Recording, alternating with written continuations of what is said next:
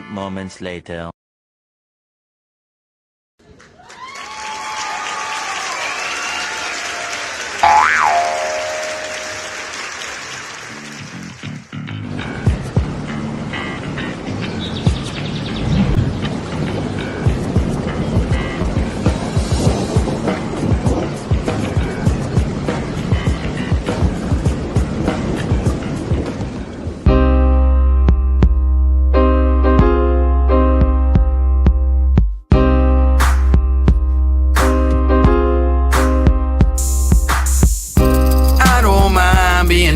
Cold,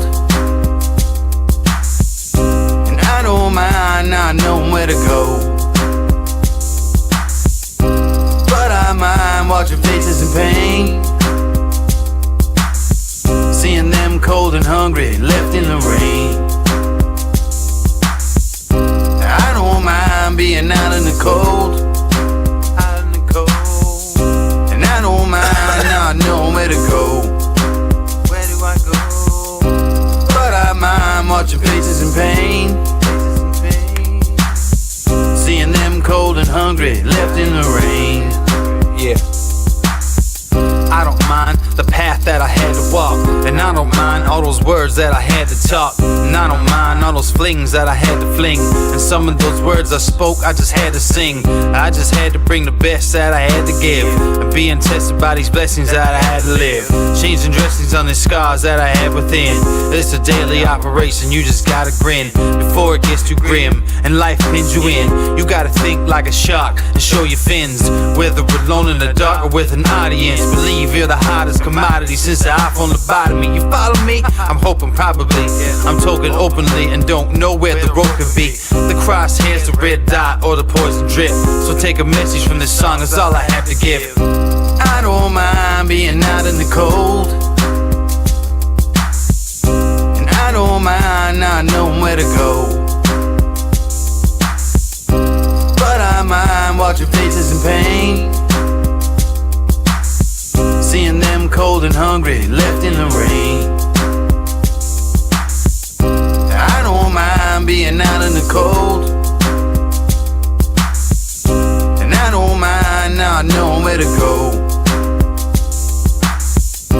but I mind watching faces in pain,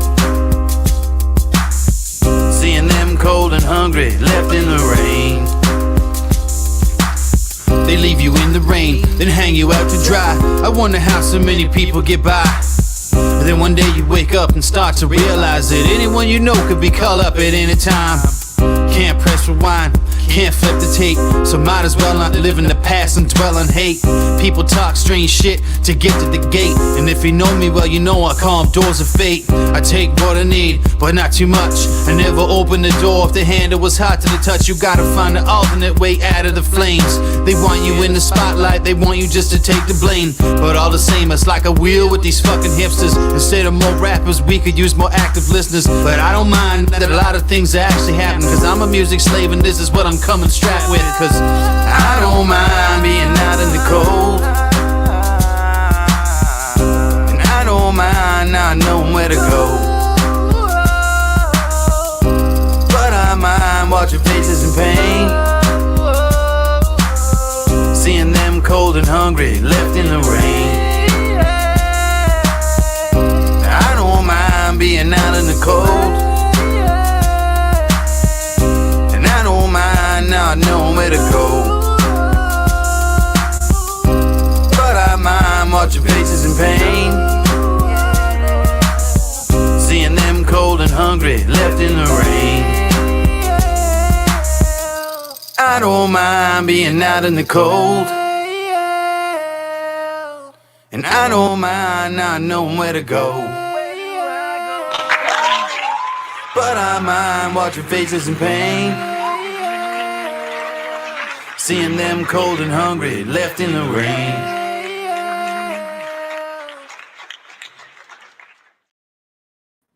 All right. Hello, everybody, and welcome back to another episode of The Indoor Farmer, number 91 tonight, guys. Happy Monday.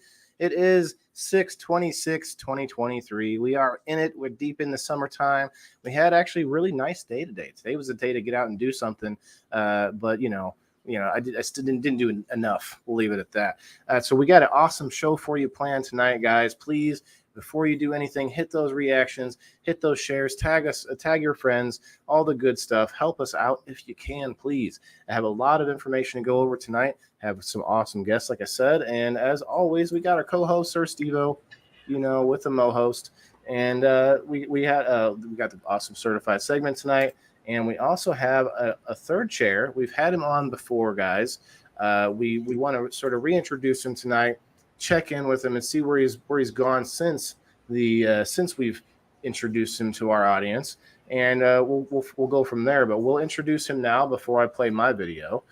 This is good, SteveO. Pay real close attention, okay? All right. Real close attention to this one, guys. Here we go. The tonight's guest.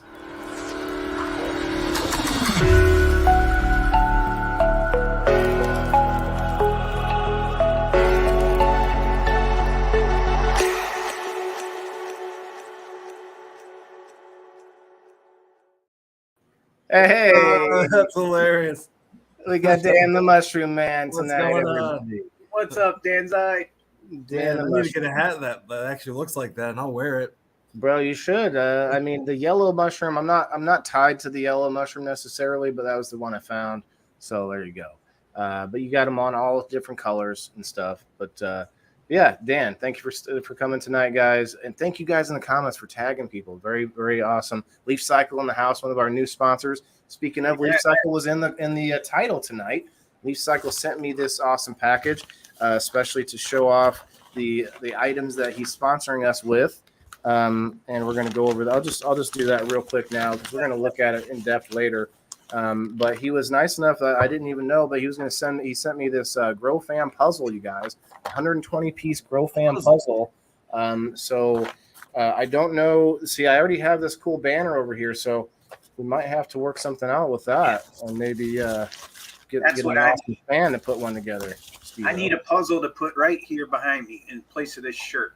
That's what I need. Well, we will work it out because I like doing puzzles. I don't mind that at all. I want to see it displayed though. So he sent me some awesome slaps, LeafCycle slaps, and then these are what we're going to open up later. The plant pouches, the LeafCycle plant pouches, guys. Let's see if I can get it close enough. They're inside of here, and they're these cool little nifty pouches that you hang from your plants to help. It says natural herbs and oils, including peppermint, eucalyptus, rosemary, and cinnamon. So we're going to check that out later. Going to hang them up at the end of the show. Very nice. Awesome. Yes. Thank you again, LeafCycle. Appreciate you, brother. And as always, we want you to follow our guests, of course. And I know a lot of you might know them already, but if you haven't checked it out, go follow Great River Mushrooms. And so without further ado, I'm going to play my video because it's a little longer today, SteveO. I had to condense an hour into, it was more like an hour and 20 minutes into a half hour. So that's funny. There's not even an option for sound. That's good. I don't need the sound anyway. So the light, guys, the light. Oh, actually, let me go back just a hair. I went ahead and put up my light. What was I was very hesitant about this, guys, because as you know, I kept talking about making this a grow room, actually building it out. And at this point, I don't think I'll have time or money to do that before I start the business this month. I'm gonna I don't need a lot as far as building a grow room out to grow microgreens. So the real reason for that was for cannabis, and then that's not going to be a cash crop for me. So what I'm going to do is I put up my LED, my kind LED. It's an X750 that I have right there. That's a good light. It's a good light, and it's going to be a good bloom light. It's a good flowering light. And I hesitated because I was like, man, I want it to be more perfect. But, and this is where I want to get some opinions, Dan and SteveO. Right, LeafCycle is a nice space, and I agree, man. It's like I got to get to dial it in just right. And here's the problem. I felt I was being held up because I wanted it to be perfect again. I do this all the time. But I decided to go ahead and pull the trigger, as it were, and I'm gonna flip my 2 plants that I have right now, and you're gonna see me setting that up here. I'm gonna flip them in this space without walling it in or anything, because I have a lot of airflow, and I have that whole area shut off. So it worked. I did it before. So in your guys' opinion, what is it I'm losing? So light loss is gonna just be less potent bud or less buds in general.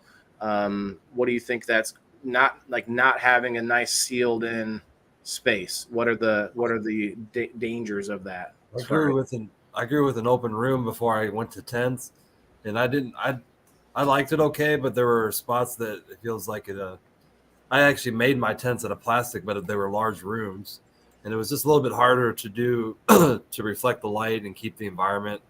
But I was able to grow really good cannabis, and I'd get some Mylar, and you can put it on the walls, and you'll reflect light a lot better as well. I do have Mylar. SteveO, what do you think? Is it just what am I losing by not having it, perfect dialed in, ventilation, all those things? Is it? Well, I think just the light penetration is all you really have to worry about. But if you spin the plants all the time, that'll help. That's a pretty powerful light. If you put some Mylar up around everything, like Dan said, I think that you'll be in pretty good shape. Well, and as you can see, it's only got there's 2.5 walls in that space. So if I cover the walls, the brick walls are white already. So if I just clean those and maybe add some more anti-mold paint, it's called Kills paint. If I do that, it might be enough. See me. It's a weird angle, but I fixed it here in a minute.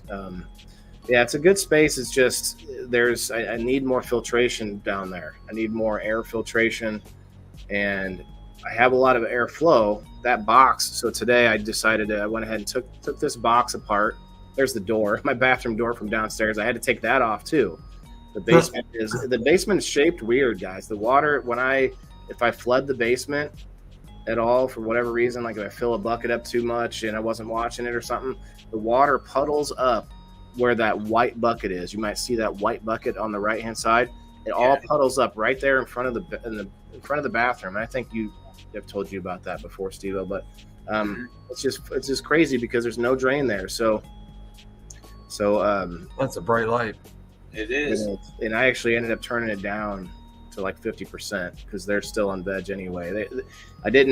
They're not flipped yet, but they are basically ready to flip. And we're going to look at that later. SteveO, I showed you that one plant. One of the 2 is kind of sad. She's still sad right now. It is still. What the deal is. Hey, what's up? We got horse feathers. Debbie from Diane. Who is it? Diane McClara. Yeah, that's right. It's Diane from over there in YouTube land. What's up, Diane? Facebook every time for me. No matter what I say. Yeah, community standards, blah, blah. It's so annoying. We have a sump pump in the basement. I don't, but I have drainage in the basement. It's just that they put a bathroom in afterwards. So they put a bathroom in around one of the drains to make it the shower drain. And that was a totally bad move because then that whole side of the basement has no drain outside of the shower. Wow. So everything's trying to run into the shower. Waylon is the president of the Indoor Farmer Association. Well, thanks, Mr. Burns. Not only am I a member, but I am also the president. Hi, Panda. Hi, guys. I apologize if I'm not hitting all the comments. We've got a lot of stuff to go over today, and that's what this show's about. I'm really trying to push this show to be much more about the entertainment, about keeping you guys glued to the information and the ups and downs of the feelings we're going through as we feel this stuff out, when we learn how to do it. It's not all just, paper and pencil study from a book. It's not all that. A lot of it is emotional because I have to get myself up every day. We have to do all this stuff on our own without being, told to do it. And that's where a lot of people fail. Like, you just don't have the fortitude to push yourself when no one else is telling you to. And that's the hardest part about this. So it's one of the things that I made the show for, is to explain the emotional side of things as I'm going through it, you know. Sure. Yeah, you figure we put a lot more than just time, money, and work into it. We do put a lot of emotion into our plants. I know I do. They'll stress me out sometimes worrying about them, you know, but our kids, you know what I mean? That's a good point, because I was thinking about just the in general, but to your point, you're taking care of a plant as if it's a living thing, first of all. So you start to, it depends on you, and you start to have that bond, you start to form that bond. And so when something stresses it out, then you start getting stressed out. And yeah, there's that connection. So it definitely, most certainly is. And obviously I am not one to sit here and give you the you know, verbatim textbook knowledge. I mean, Dan is actually a lot closer to somebody I would consider like that does the studying, does the research, and can point you to like an awesome like paper with good information. I like that, and I appreciate that, but the problem for me is that with my anxiety, like I'm always worried that one thing is, you know, this source is not 100% accurate or whatever it is. And so I like to look at a bunch of things, like a little bit of an ADD factor in there too, maybe, who knows? But I like to learn by doing, and I like to read. But man, once I start reading things that are boring, my brain wants to just shut off. Like, no, I'm out. That's why YouTube videos are helpful, and I like to get them from different sources.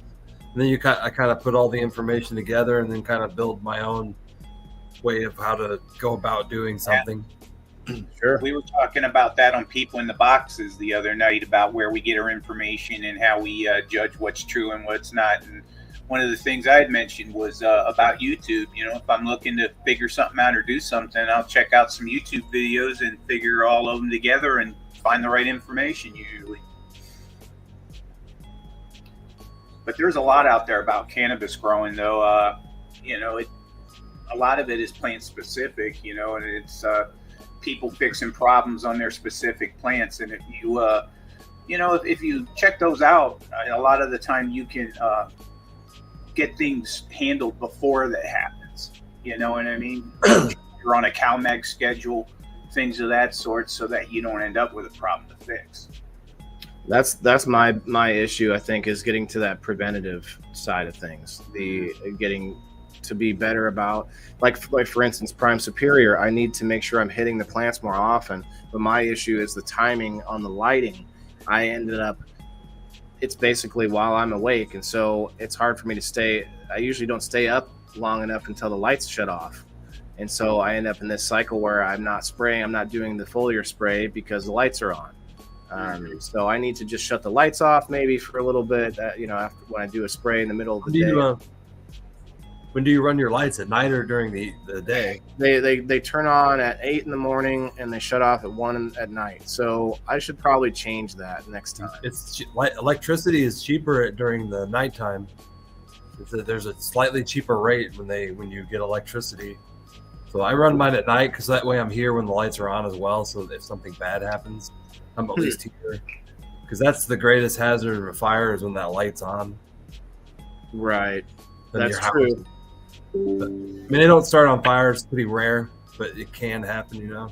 Even though that's rare true. There's a lot of light companies, and there's a lot of those lights that are defective out there because they're being pumped out like crazy. But that's a good point. I don't think I've ever heard that be brought up about the off-peak times for electricity. It's like it's like a tenth of a penny cheaper during the nighttime, which, you know, adds up over a period of time. But well, for sure, yeah. I mean, every night, and all the lights from both rooms that I'm in. So like, yeah, that would be beneficial for sure. One of the biggest fire hazards are those cheap mechanical timers. Oh, 100%. 100%. And buy UL listed stuff. That actually, I had a fire kind of start in my mushroom chamber, and it was UL listed, which means it's under laboratories. Underwriters laboratories, yeah. Which means it's been tested and it works as it's supposed to. And the thing actually, the light started on fire and it actually went out because it short circuited and it made the circuit in it went out, so it cut the electricity to it. So, but if you buy something that works properly, it can actually kill a fire when it actually occurs. Yeah, there are certain things that have fire hazards just because of us having clutter around them. But this is different with these lights because they get hot. But yeah, for sure. And I'm hanging, as you see, like it's a mess with everything I'm trying to plug in to get it to work. But I ended up running cords all different directions for the fans. I mean, it is a good space, but I just need more money behind it, I think, eventually. So I'm using both lights still.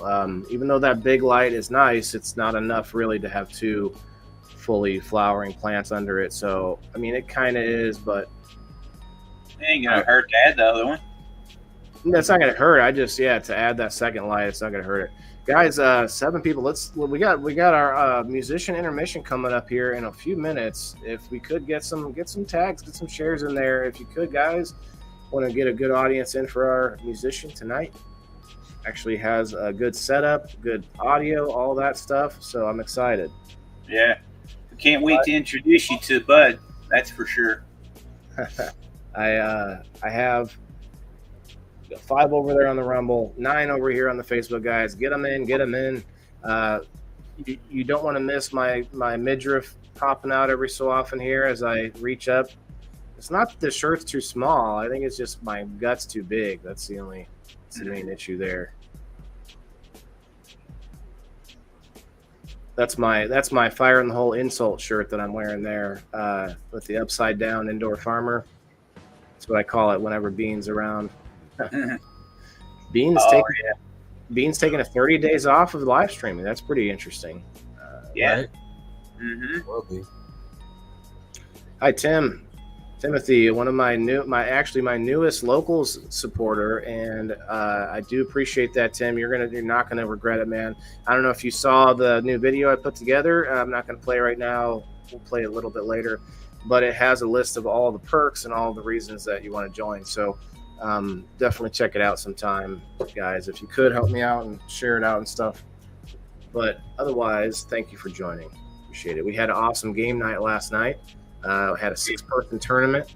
SteveO was in there. We had a whole bunch of winners. Timothy got an extra spot in the giveaway. SteveO got extras. Every gamer got an extra spot. And I also added a new perk to game night. If you are a locals community member, you will get preference on player. So if you want to play on screen, you get to play over a non-locals member if it comes to that. Just a little preference thing, but no big deal. This is a little longer than I thought. Let me skip. So this is where I'm moved the one plant because it didn't have. So this is the one, SteveO, that this is the one I'm using Wizard Tea on, and I'm also.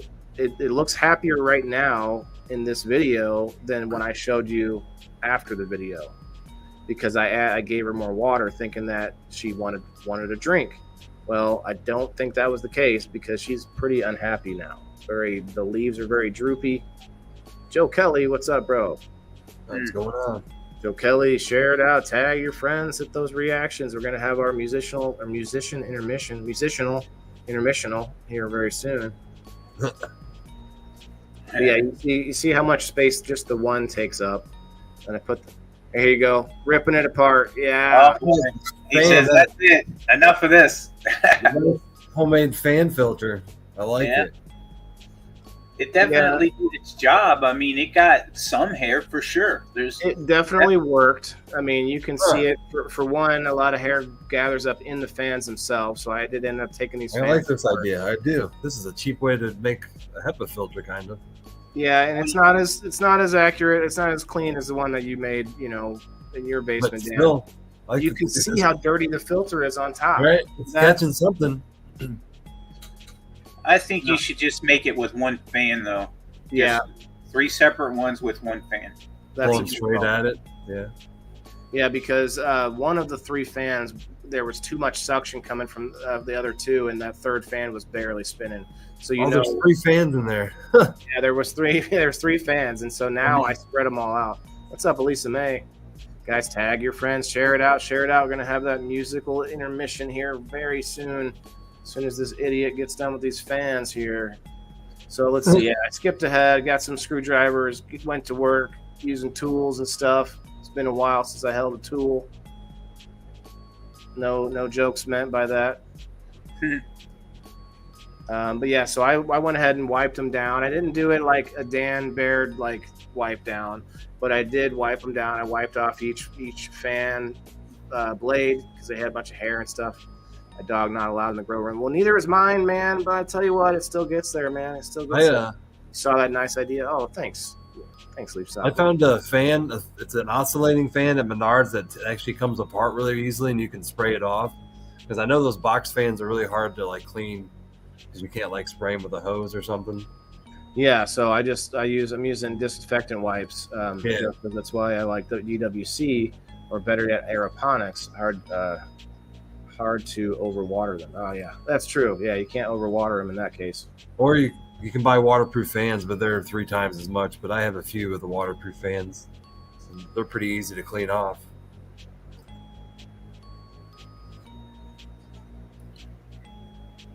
Yeah, not a bad job there.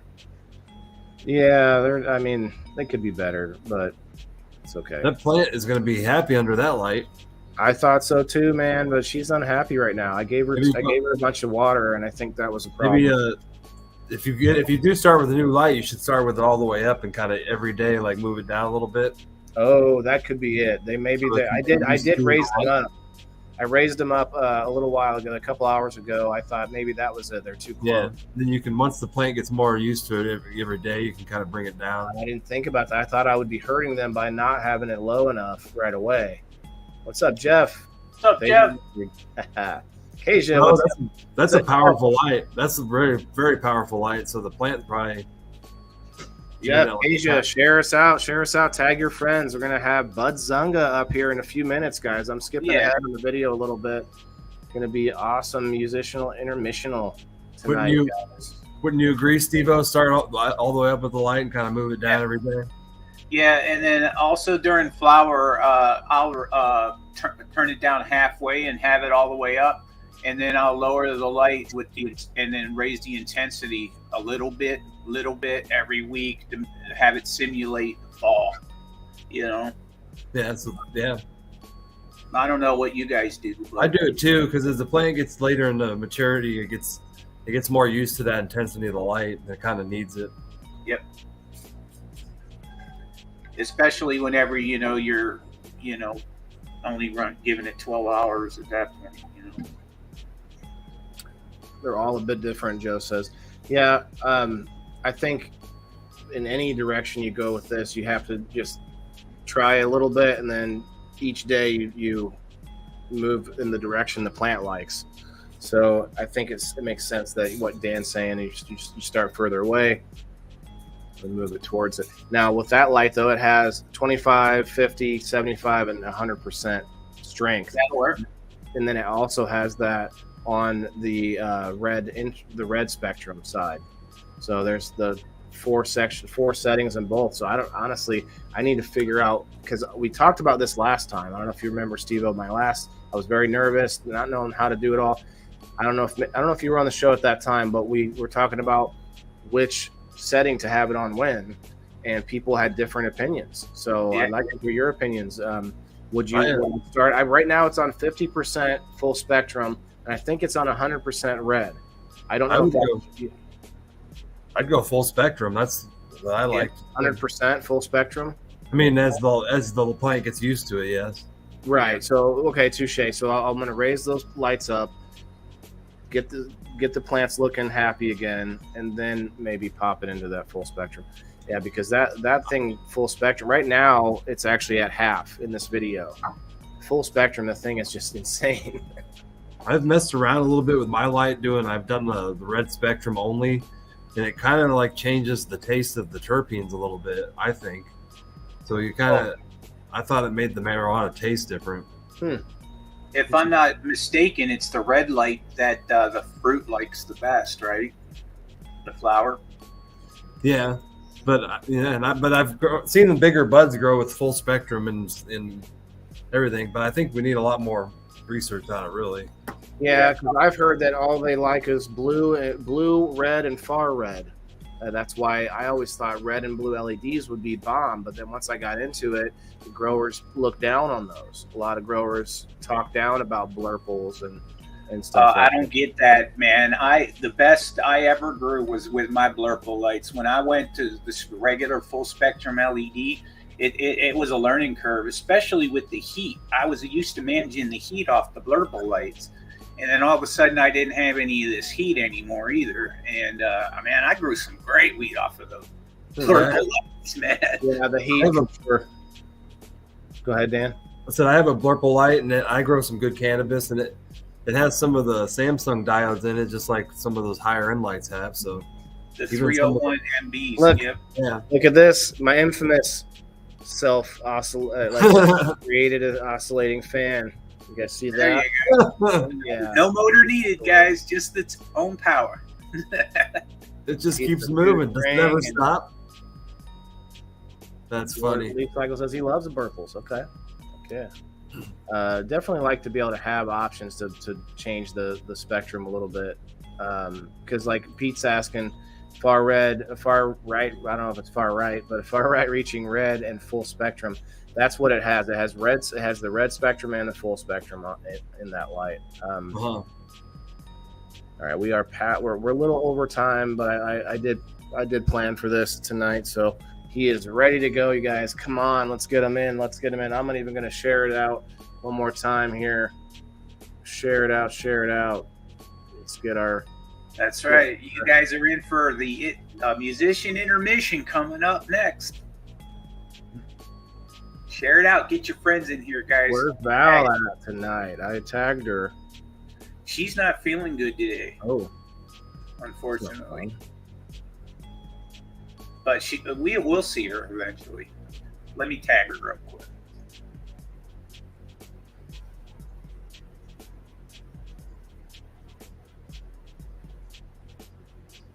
We'll see how she's doing.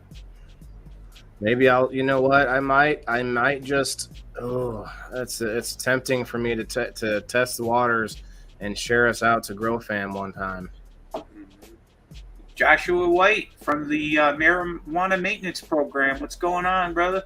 What's going on? What's up, Josh? Josh, hang out for a few minutes, bud. We got the musician intermission coming up right now. Share us out if you could, please, my man. And actually, Josh, I would like to talk to you sometime about maybe being a third chair guest on a Monday show. So maybe hit me up whenever you get a chance, brother. That'd be great. Well, thank you, Joe. Says it will share me. All right. Yeah, we got about, let's see, not even 5 minutes left of this, and I can skip through. This is me setting up. I missed a piece of this. Although I wasn't paying attention. So I don't know if you noticed, but I had a bunch of liquid still in one of the drip trays. So I just moved the plant, poured the drip tray back into a bucket so that I can move it over. I thought about dragging the whole thing across the room. That would have been bad. Maybe wear a hole in it even. The electronic bill wasn't so much lower with LEDs. I would still run the HPS lights. Yeah. Oh, yeah. I agree, Mr. Burns. I have a tree over my house. If I could get it removed, I could throw solar panels in, and it doesn't take away your electric bill, but it would be a good supplemental for sure. And what Dan said is awesome. Like you said, it's not a huge difference, but it can make a big difference if you're using a lot of light at nighttime, as far as the electricity being cheaper in the off-peak times. All right. Okay. Let me see here. So I got the ladies set up good. Got them ready to go. Oh, this is the first Evo. Usually I don't have enough. Today I got too much, and it actually played all the way through. That's because I converted the videos this time. Even though my camp says it would work, it wasn't working. I don't think. Anyway, here we go. Getting close up. Got a couple branches that are hanging down there. I don't like that. See, look at that. I used old pieces of stem to get them to stand upright. They were both kind of leaning a little bit, getting heavy. That works. Yeah, because they're not in the dirt or anything. There it is, guys. It kind of looks like a work cart or something, or maybe like a hobo cart, something like that. She did what she needed to do for her life. Yeah, it was a good test. So here's what my other room looks like here, and guys, this was a test as well.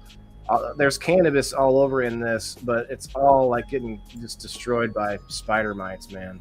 They're not prevalent. They're not infested like to the point where they are taking over. They're not even visible. They're this very, very low amount that is just enough to keep bothering my cannabis, and that's it. Doesn't seem to bother. That's carrots. We got radishes right here, parsley back there. You got some mint growing. 20 people in the house. That is awesome, guys. Hang out for a few minutes. This video is about done, and we got our musician intermission, Mr. Dr. Budd Zunga, coming up in just a couple minutes. Share it out. Tag your friends. You're not going to want to miss it. In fact, it looks like he's back there getting super high too, guys. Oh yeah. There we go. He's like, no, don't tell us. No, not me. No. No, it's going to be a good time, guys. Definitely hang out. See, look at that. You see how their leaves are curling? I don't see physical spider mites. I don't see webbing, but I don't know what else this would be. What do you two think? Where's it at? I lost you both. No, I'm saying where specifically is it at? You see them. You see them right in front of you. There's 3 of them at least. Big curly leaves. No, the leaves. Okay, I thought it was like. Oh, the leaves. Okay, yeah. Like that I was told is probably the mites, but I don't know. It looks like a deficiency. It looks like food to me. That could be the case, but I don't think so, guys. I'm actually between having like 30 fish in there and actually putting in the aquaponics safe microbes and stuff that I've been adding. It's a whole nutrient line that I put in there, so they shouldn't be like that. There's something I need to test the water. Anyway, it's low in nitrogen, man. I'm pretty sure of it. It could be. I haven't tested it yet, so I have to break down and test it. But it's not. Those aren't end of the world plants, guys. That's an experiment, just a mean around. We're loosely letting things happen, right? But anyway, guys, that was my portion tonight. That was the Wayland segment. But right now, as promised, we are going to be moving to that next segment, guys. Get them back in. 17, get them in. You're going to want to check it out. Here it is. All 3 of us are going to go to the backstage here. You got Dr. Budd Zunga coming up right after this.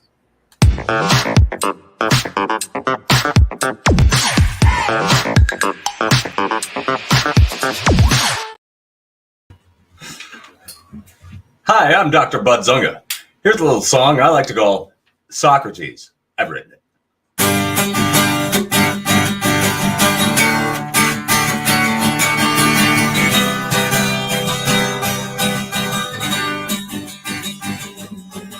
I would never break you down, 'cause I know how it feels to make love just like a clown. Think you make it real, think you're special. Ooh, no.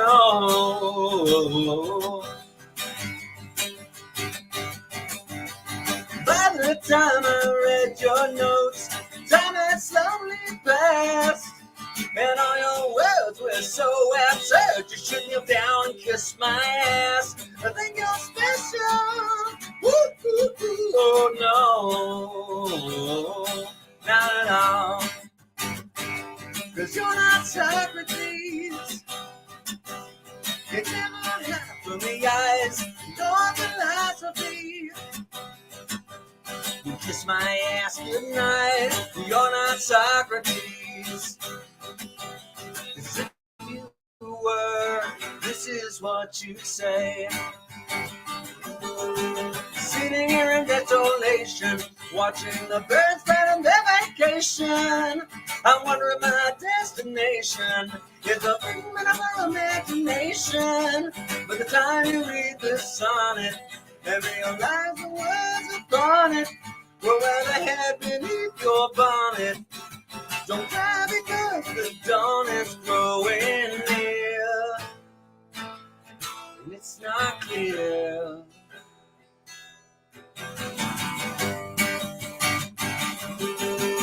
You can't put me down and say lies like you know my mind.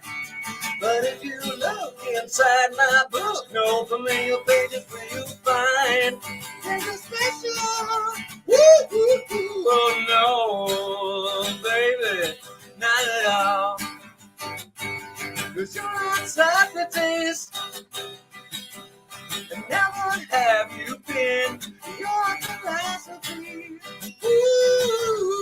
looks like watered down gin, but you're not Socrates.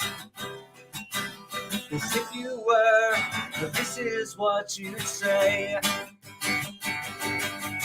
The masses scream on revolution, the signs of your devolution, and I in retribution scream, don't fuck with my constitution. And as I sit and ponder, what for me lies out yonder, as rainbow shadows thunder, causes me to sit and wonder why I'm here. 'Cause it's not clear you're sincere. It's just another beer down my dead throat. Oh,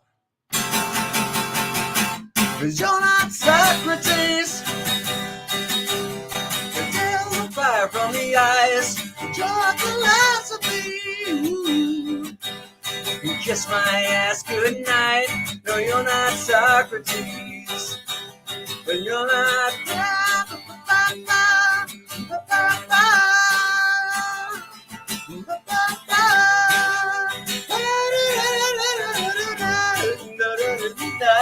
You're not Socrates. You're not Socrates.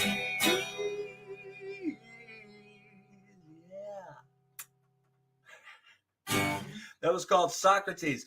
Hey, I just want to make sure that I thank all you guys for watching, all the fans, everybody out there for watching. I want to make a big thanks to the host tonight, Waylon and SteveO and Dan, all these guys. Thank you so much for having me with you. You guys are the scientific minds of the century.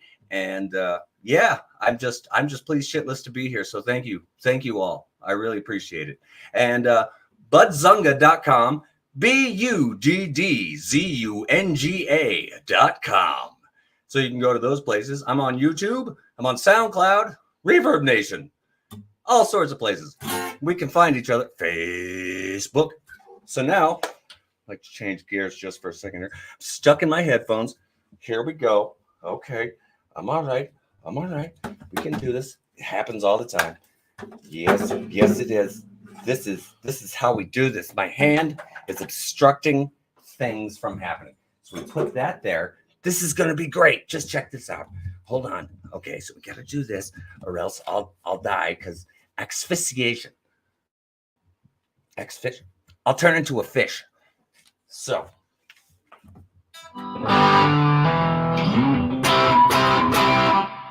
This next song is called People on the Patio. You can find this online. I have a thing online. You can find it. It's called People on the Patio. People on the patio are watching you. They see all the dirty little things you do. They know what you read, what shows you watch, and they know every time you play with your crotch. Working like a dog, but you ain't getting paid. So in love, but you ain't getting laid. Can't get out of the usual way. Too paranoid.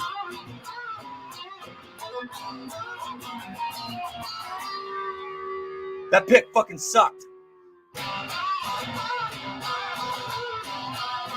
Guy across the hall was for the FBI. He knows a smoke pot, but he won't get high. No one in town will give me a job. Then a revolutionary philosophic slob. And you turn on your philosophic news. TikTok ribs and the philosophic blues. Can't give away what the ghetto boys lose. Too paranoid. Little sister on the radio, tell her mama don't rub it no more. Though it always sounds the same, which is the paper but never your name.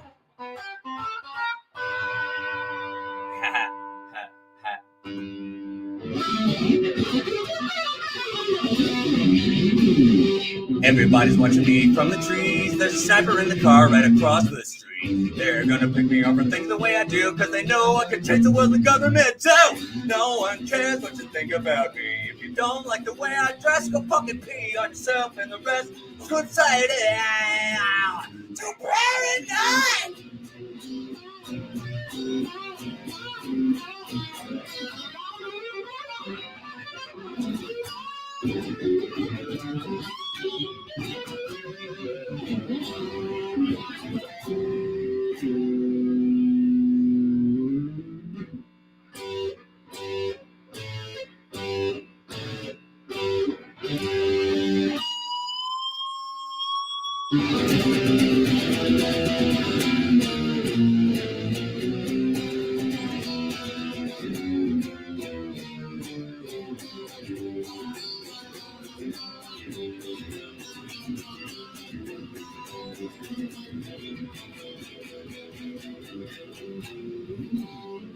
Too paranoid, paranoid.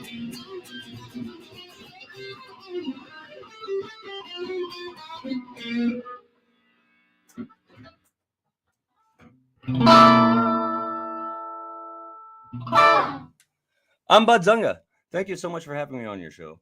I'll be here watching for the rest of the evening, so you also stay tuned because you're going to learn a lot, you're going to love a lot, and gosh darn it, people like you. I'm Budd Zunga. Thank you. Budd Zunga, everybody. Budd Zunga, everybody, with the solo. What's up? Hey, Bud, I like the way your vocals can go such a range from high to low. The way you do, you got some talent there, especially with that guitar, man. Well, thank you so much, man. Thank you. I appreciate that. So, how long have you been doing this? Holy crap. Probably 35 years. Wow. Yeah, Okay. ever since I was a little tiny thing.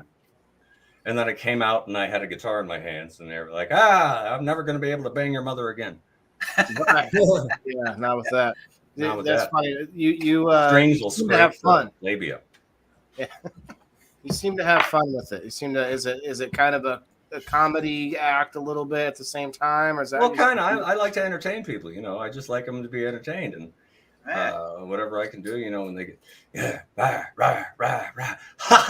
Look at the dumbass, kind of thing. Well, and it's probably tough for you being just looking at the screen, like not having an audience. Oh no, that's no. It's I just as soon as I know that I'm on, I'm just on, and I just go for it. Yeah. I guess we're getting tuned that way. So where can people find you? What's the best location for that? Well, I live in Johnson City, and my address is you mean online? Okay, yeah, my is the website, I should say. the website, Budd Zunga, BUDDZUNGA.com. And if you use Budd Zunga, that same thing I just spelled for you guys, you go on YouTube or just Google it. You just find a slew of madness of. I've just been a mess in 27 states. Are you doing anything live soon, or? Oh yeah, July 8th, I am doing something. Awesome. Where? Lyle Party. Lyle Party. I don't know what that means. What are you talking about? What state is it? July 15th, I will also be at Annie's B&G. Gosh darn it. I'm going to fire my manager. So I'm going to be places. Be places. Look it up. I'll probably do a thing online. So this is awesome. Hey, you guys make sure that you all email me and tell me the best way I can become a farmer because I'll probably electrocute myself. That'll be hilarious. Okay, SteveO, if you don't mind, before we move on, can I play the little thing I made? Is that okay with you? SteveO. Oh, you talking to me? Sorry, I'm I said if it's okay with you, I'd like Hey, Dan, let's take the show over. Hey, it's a Bud and Dan show. Well, yeah, right. If it's okay with you, I'd like to play, since he asked like how he can find this and whatnot. Can I play the new video I made tonight? Absolutely. Before the certified segment. Oh, Guys, yeah, let's do it. I'm pretty proud of this because I should have done it a long time ago. I guess that should make me less proud. But my point is, it's something that will help anybody who doesn't want to just hear me drone on about it. I can play this here and there, and you guys might like it.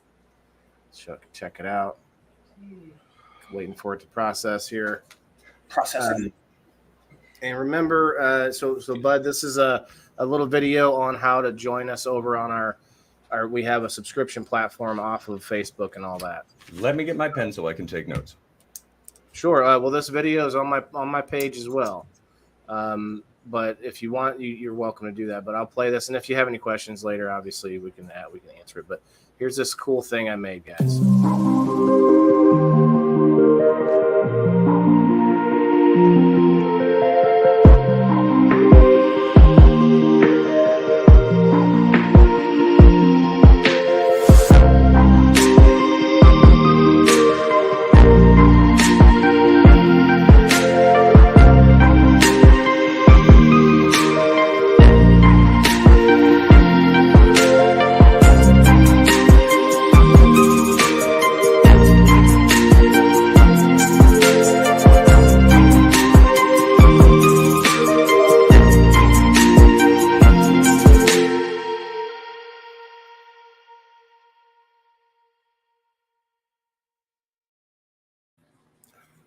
Perfect. I improved it a little bit, huh, SteveO? It's got some more information there. Yep.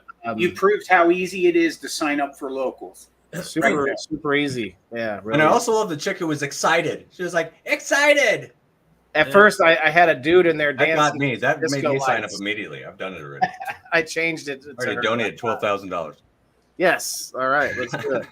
All Hey, right, Bud, guys. what area are you in? Sorry. Yeah. Go ahead. What area are you in? Are you around Wayland's area, or where you at? I am in Binghamton, New York. That is Okay. low. That's the edge right before you get to Pennsylvania. It's right there. I was in Syracuse for a while. I was in Texas for a while, Dallas, Texas. And then I've come up here to Binghamton, New York, living with one of my best friends in the entire planet. He's my brother, Jason Dillingham, and his stepdad, Bob. And my bird's asleep. You don't want to wake him up. He'll get pissed. And we're just rock and rolling all over the country and doing what we do, just same as you guys. And I don't know. I feel the love here. I feel great creativity. I feel great beauty. And I really, really appreciate you guys having me on. I'm honored. You have good energy. I like it. You do. But you guys know what time it is. It is that time again. Graham cracker. We want to put your hands together, tip your waiters. Definitely hit the reaction button for this next segment. You know what it is. Here it is. Be advised, the following content is rated S for certified.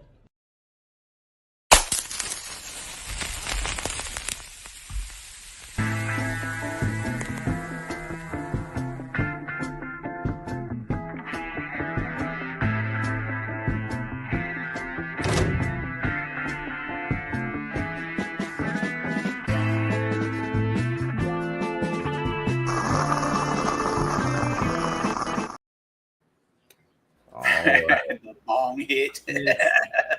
That was an actual bong hit that I recorded as a voiceover. I didn't think I knew that. It's cool. Nice. So, yeah, everybody, welcome to the certified segment. As we left off last week, you guys remember we've got two things going on. We've got the outdoor grow with the Misfit Genetics from Mike Hood, the triple homicide that came back to life. And then we've got the Grow Fam Genetics, the Cherry Pie Haze that I started. And we'll start with that. I've got, let's see here, got the video all queued up. Got to make sure I take the sound out first. There we go. Basically, they're just sitting in the incubator still, as you can tell. And as you can see, it's the heirlooms from Grow Fam. 4 out of 5 of the seeds popped. One of them didn't even grow a tail. I did notice when I soaked them that one fell straight to the bottom of the glass whenever I started them. So I figured the one was cracked. Yeah. But that's shipping for you guys. Sometimes your seeds will get cracked. So if you ship seeds to people, make sure that you pack them correctly because they will get crushed in those envelope sorters. But looking good. What do you guys think? A couple of them are a little tall, but they're about to go into solo cups next. Is that where you would go with them, Dan? Yeah. They're photo femmes, by the way. But I do grow hydroponics, so sometimes I put them into my hydroponic, my Clone King bucket where I can put my clones. Hmm. Yeah, I have one of those as well. I need new inserts, the poly, the foam Yeah, inserts, yeah. but so I didn't use that this time around. I did on the last one when I was with the triple homicide that I've got outside, but pretty much, it's real easy to use these. It's got that heat mat underneath, you guys know, and whenever you water it, it keeps your humidity nearly 90%. I used to keep a little gauge inside, but I ended up using it for the tent. But yeah, there it is, guys. That's basically all I do. Every 2 days, roughly, I'll give it a little bit more water. Those are actually a little wet. I probably could let those dry out a little bit, but I want to keep the humidity up. And just putting a little jar inside with some warm water, even in its own jar, will help with the humidity as well if you don't want to soak your pods. I had a moth in there too. Little moth got in underneath it somehow. They really go after the water. Have you ever seen mothballs? I've never seen mothballs. They haven't showed them. They show me their ass, but that's about it. Hey, you're not supposed to know where I'm going with that. I have a question. Sure.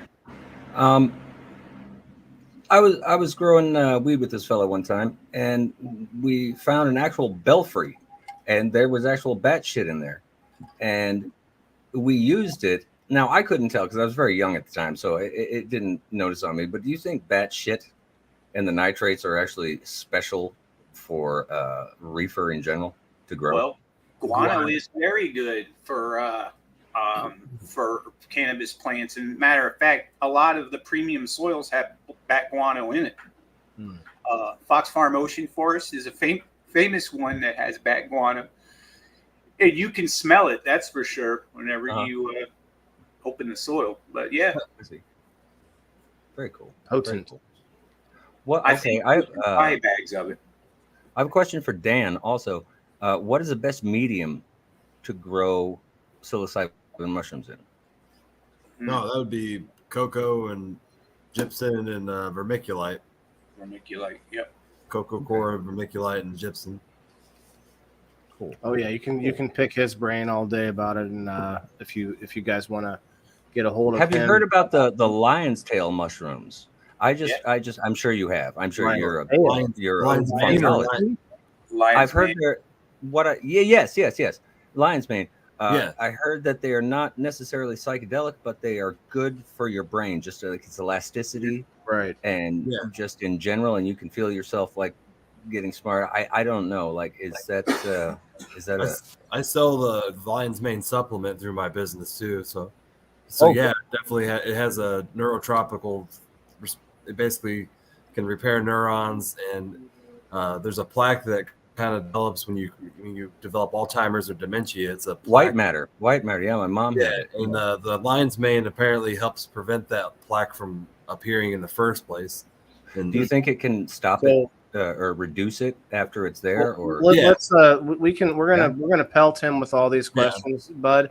But we want to let SteveO get through his segment. So I'm sorry, SteveO. Hey, it's all good, brother. It's interesting. I'm the one that told you to go ahead and smoke and drink it up. I want you to be having fun. So as long as you're okay with me interrupting you, we're good to go. But we're gonna pelt Dan with all these questions here coming up. So let's get SteveO. Gosh darn it! Why are you wasting time? No, it's not a waste of time. It's very interesting. All of Dan's information he has, but yeah, we will get to him in just a little while, and we're all going to pelt him with a bunch of mushroom questions for sure. Let's see here. I'm going to bring up the next video then. Let me get this up here. You want me to? There it is. There it is. Yep. And there we go. I didn't give you the space theme this time. Well, now we're outside. My son came over to visit this afternoon right before I took my nap. I started feeling really bad, but we were outside here. Basically, turn this off. What I'm doing here is I'm going to top these plants and do a little bit of training on a couple of them. And here I am popping the top off. That's all there is to it, guys. That is almost a fin. See, I left a little piece of it there. They call it fimming, which means fuck I missed. Eating the whole thing. But yeah, look at the size of that one. That one doubled from last week too, guys. I told you every week, man, it's like I'm nearly doubling the height. The nodes are spaced a little further apart. I was just gonna say though, it doesn't look like they're stretching necessarily. I mean, they're definitely filling out underneath, but you know, there might be a little bit of spread, but not that much. Yeah. Kelly was out in the backyard soaking and cleaning out the cat box while we were out there. That's what's in the yard there. But yeah. So here I have these garden stakes that I got. I like to use the clips, but I need them for the indoor, you know, grow. So I'm trying just the stakes with these outdoor. What I like to do when I bend it over is I like to make a knuckle. I don't know if you guys realize or know, but if you take the outside of the plant and just start squeezing it and just breaking the inside substrate, and you'll see me start to do it here, without hurting the exterior of the stalk. And you can bend it over and it will actually heal and become a huge water pump of a knuckle right there. And it opens it up and actually gives it more, it lets it release more water up into the plant, the knuckle does. Shit, that's amazing. Is that the same thing as breaking the membrane? Yeah. Just to make it more pliable? Okay. When you hear that, you twist the branches later on, not just the stalk, but the outward branches. Yeah. Oh, that's cool. Yeah, you got it bent pretty good, don't you? Wow. Yeah, that's a good one. Up. See, right there is where I fucked up. It just closed up. Yeah. So yeah, I have to massage it a little bit more to keep it from going. But yeah, I just about messed up there. The advantage of bending this big ass plant over like that, guys, is all down that line. All of those branches are just going to shoot straight up into the air, and they're going to head for the sun. And then I'm going to start bending those over too. Wow. So I saw that, and I was watching you, and I was going, he's going to put it underneath instead. And then you're like, I saw you working with it, and then you finally, and then so instead of holding it down, now it's holding it up. That stake. Yeah. Rasta says, I am, in my experience, only 3 years. I've noticed if a plant from a reg seed shoots up fast, that it's been a male. Yeah, I'm worried about that, Rhino. You are so right. These are regulars, and they died, though, is the thing. They were dead about 4 weeks ago. No, it's been about 3 weeks, I think. Yeah, 3 or 4 weeks now, I think, since they were basically dead. They got chewed up. But I am a little worried that they might be males. That's another reason why I have them outside, just in case these regs. I haven't really used regular seeds in, probably after 2 years I stopped using regs and went to fems. But wait, it's a good looking plant though. It's nice and green. You can really see how good they're looking though. There's my baby. Hey, Kelly. I saw a couple leaves that had a hole in it, like a small bite. I don't even have any of those on mine outside. I don't know why. It's weird. Like, there's nothing going on. But that's, knock on wood, because it's probably not over yet, obviously. Well, that's definitely the spiders. Yeah. Those are good stakes that you're using. I thought you were talking about something wooden. But that's nice. Those are metal, yeah. A lot of the time, if you have a problem with bending them over, you can put a second hook where it's actually hooked and bent to pull it the other way to try to keep it down. But these were laying down pretty good. There's the biggest one of them all right there. I only topped that one. I did not bend it over. It's I know. A little too tall for that now. I should have done it earlier. Too tall to bend over? Yeah, I wouldn't. The stalk is a little too thick right now for me. I worry about fucking it up. I I had one really thick last week that was 2 feet tall, and I did it and it snapped, and Ooh. it's healed just fine. I went down and looked. Did you put any sort of a Clonex or anything on the break? No, I just made sure I tied it up a little bit, and it usually knots up. I've never only but killed it once doing it. Great. And now I'm doing a little pruning Dakota. bottom there. Get rid of all that junk. No problem, Rasta. Yeah, send us pictures, man. Let us see how it goes. Those old Yeah, school- Rasta. That'd be awesome, man. For sure, guys. We always want to see anybody's pictures of their grows and stuff. I mean, I don't always have time to like answer a bunch of questions, but I do have people hit me up here and there about their grow, and I don't mind it at all. You got a bird's nest right there above your meter. Yeah, every spring we get a family that comes back in there, and Kelly just loves to sit outside getting her tan and watching the birds. So we just leave it there. I have a bird. Put up some like hummingbirds and stuff. You have a bird, Bud? I do. It's a Quaker parrot. He's asleep right now. If we wake him up, he'll be very mad. So, but yeah. When you were talking, okay, I see. Your roommate. Does he eats oatmeal or? No, he eats rowdy bush. It's a bird food, and I was just playing on the Quaker term. Yeah, I got you. We're rocking. Anyway, go ahead. I'm a dad, so it's mostly dad jokes over up in here. Can do that? Hell yeah, Rasta. All right, Rhino, one of our awesome locals members. Yeah, see, once that knuckle heals, I'll even bend the front of that back around to either the right or the left. I like to kind of go around the outside of the pot when I train them. Okay. And then I just get a bunch of tops that shoot up because I'll just keep topping this thing. Mm-hmm. So when the knuckle heals, does it makes it stronger at that point? Yeah, I get you. Okay.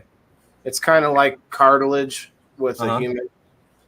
It can scar tissue. Scar tissue, and it forms like a big knot, a big knuckle. That's very cool. Plants it makes it release hormones, right? That makes it grow faster, I believe. Because it thinks it's like an emergency. Well, it knows it's it's got like emergency. I get it. Okay. Wow. You guys are geniuses, you know that? Yeah. We just manipulate what nature provides. Hey, you keep saying stuff like that, and you're welcome back anytime. Right? This is like a straight up science, you know. People don't understand this. This is an art, but it's a science. Well, and that's what this show is about more than so. That is 100% true, like you said. But I like to point out to people that it's more than that because you have to want to learn something that you don't have a existential reason to learn. Yeah. You know, you can find it elsewhere. You can go to the grocery store. But I'm trying to popularize it. I'm not trying to be the adult pointing at the kid saying, eat all your veggies. I'm trying to make it cool, make it interesting to do this. And I think cannabis is the in to that. Cannabis. And believe it or not, there will be coming a day when you're going to need to know how to do this. Like that's the backside reason for sure.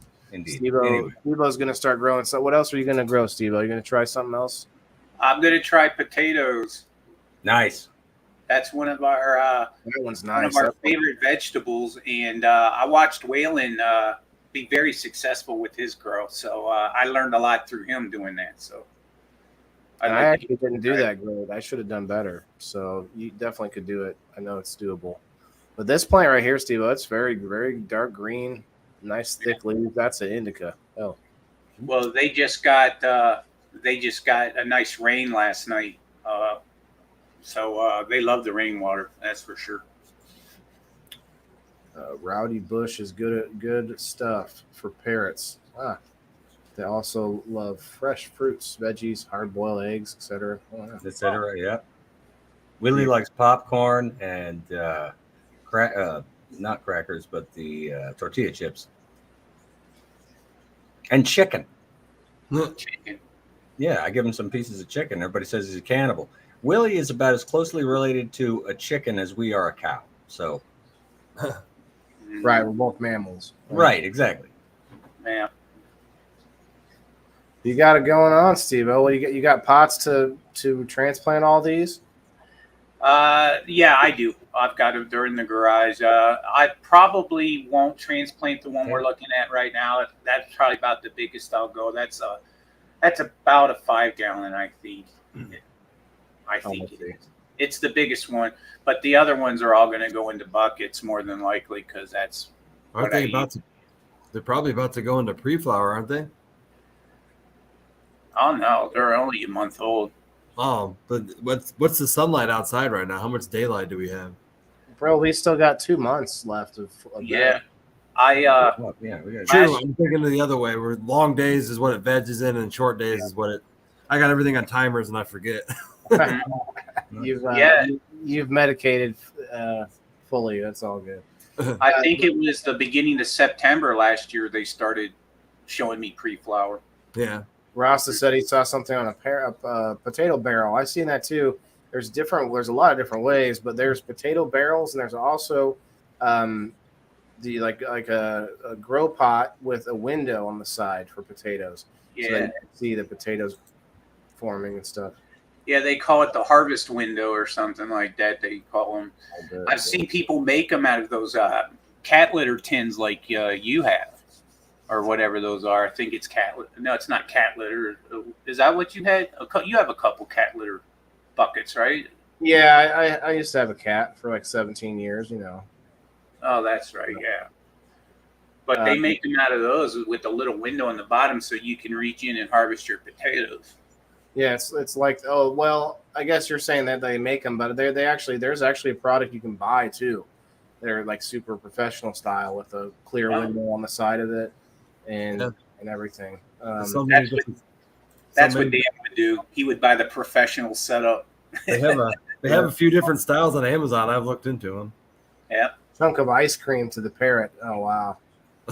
My bird's eating chicken and ice cream. I love chicken and ice cream.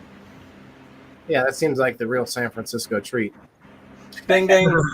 Ding ding. Got him. All right. That was it on that, SteveO? That's it for the video. Yep. All right.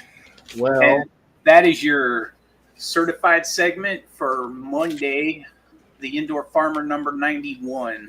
91, guys. 9 more episodes to get to 100. That's going to be big. Huge. So it seems like a slow night, but you know what? You guys that are here are people who really appreciate what we're doing. So I thank you guys for coming through. And even you there, Diane, over there on the YouTube. Diane's got a restriction, but we all know it's BS, whatever it is. So appreciate you tuning in to YouTube. YouTube is weird for us. We don't really get much traffic on the YouTube with the cannabis, but hey. No? No. Not anymore. Not anymore. So I'm opening this. So we're going to talk to Dan here, but I did just open this pack. I'm going to smell it. Woo! Woo! I feel like Old Spice and Irish Spring just had a baby. That's not a bad smell at all. I thought it was going to be a bad smell. All right. So Dan, my friend Dan, a lot of people in here already know you. People will rewatch this. People watching this on Rumble right now. What's up, Dan? Rumble button, please. This is our friend Dan. Dan, the Mushroom Man. Am I the first one that called you that? I feel like I started that. I don't know. That's okay. You can possibly. I don't know. Anyway, you've been on our show a lot, but you've also never been a third chair guest tonight. So first of all, if you have anything cool or anything to input on our segments, let us know. And or Bud's segment. Bud was a wild and crazy guy. And so that's all good. But otherwise, I want to hear like an update. So since you've met me, since you've met Siir SteveO, like you've had a whirlwind of stuff happening. So yeah. if you could maybe sort of give a nutshell of like you shifted from the construction to more into the mushrooms, the farmers markets and stuff. Let's hear it. If you can kind of give us tell people who you are real quick. Well, I'm Dan Baird with Great River Mushrooms, and I started this idea 2 years ago, but basically didn't really have my first full month in business until the last month when I started going to farmers market, and I consider that going, main full time and trying to actually move product. But the last 6 months since I met you, I've started to grow more species of mushrooms. I've gotten more education on growing the mushrooms. I now have 5 or 6 different species I'm growing. I have my own mushroom soup brand that is really starting to move a lot. So, and now I have a farm in Quincy to sell my product to. That's a very successful farm. They move a lot of product every single day. So That's huge. That's huge. Yeah, when they contacted me with that deal, that was when things really changed. And that was when I kind of refocused, not so much on farmers market, but kind of going commercial, selling at a commercial, and so I can invest my time into actually growing more produce. Because there's a benefit and there's pros and cons to going to farmers market. The fact that you still do have to sit there for 5 to 6 hours, of your own time that you could be doing something else.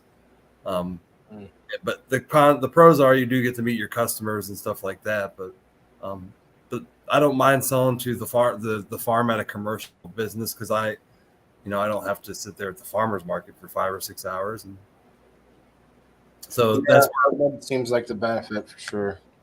So that's where things are kind of at right now. I'm producing as many mushrooms as I can grow, and they're moving all the mushrooms. I sell them at the farm.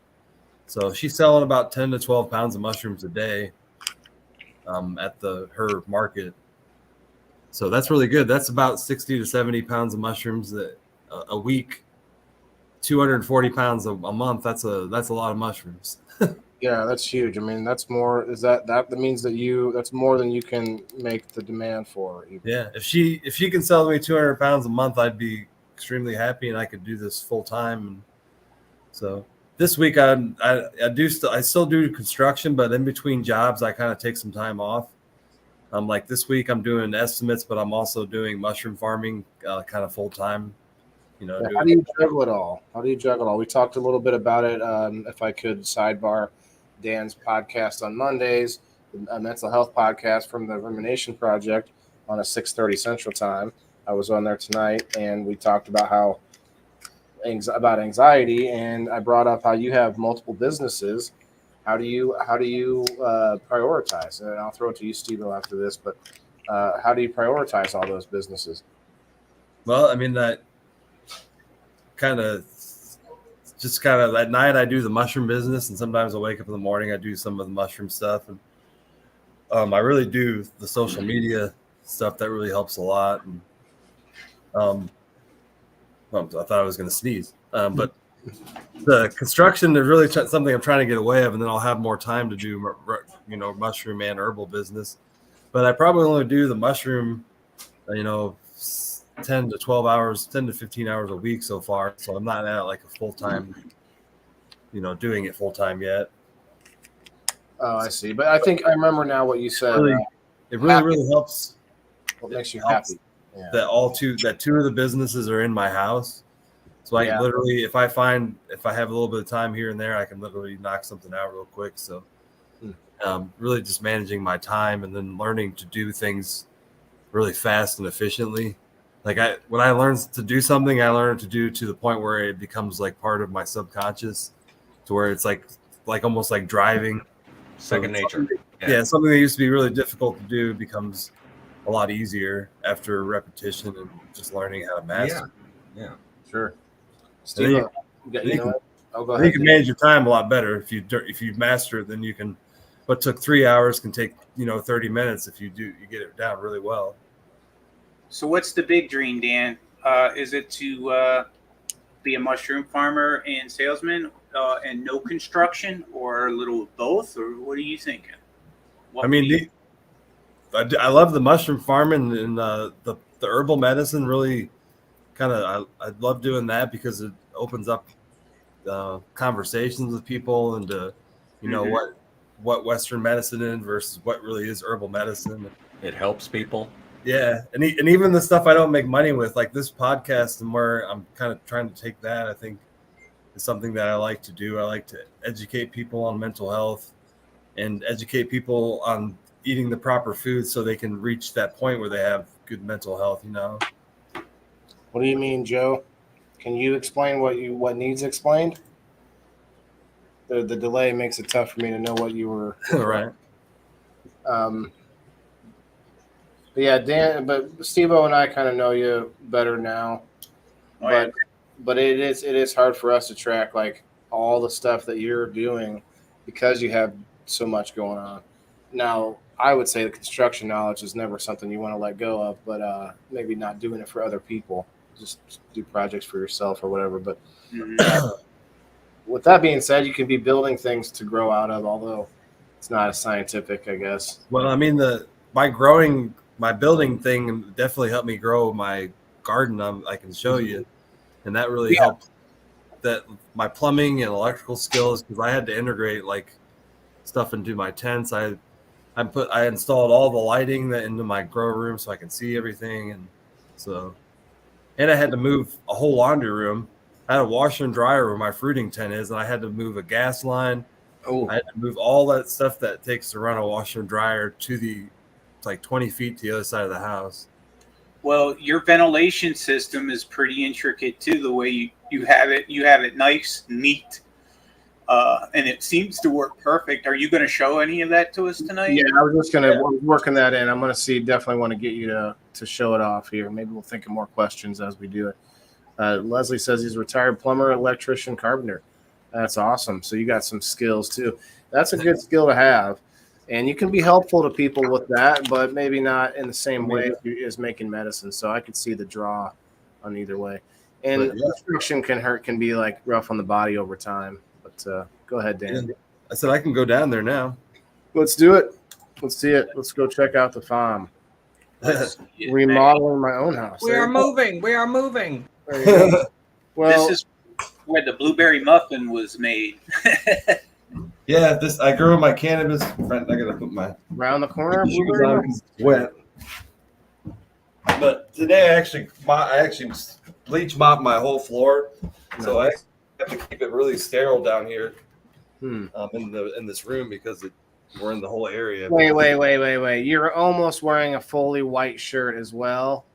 And like you literally, like in my head, all I can see is Mr. Clean mopping the floor. In your That's all I'm seeing right now. Like you. Well, I actually was dressed as Mr. Clean for Halloween once. I painted my eyebrows white, and then I had a gold earring in, and I didn't even notice that he had those details. Shit. Yeah. That's funny. That's funny. Sorry, continue. Yeah. I'm in part of my room right now. I'm inside of the this is my room production room. This is where I make all the bags. So over here I have all my ingredients of my soy hull, my hardwood pellets, and then I have the whole grain that I use to colonize my stuff. So I try to stay as organized as I can so it's easier to clean. So I use the 50-gallon little lawn basket and the things to keep everything in. I mean, look at the ceiling. I would eat off of his ceiling in the basement. Look at this.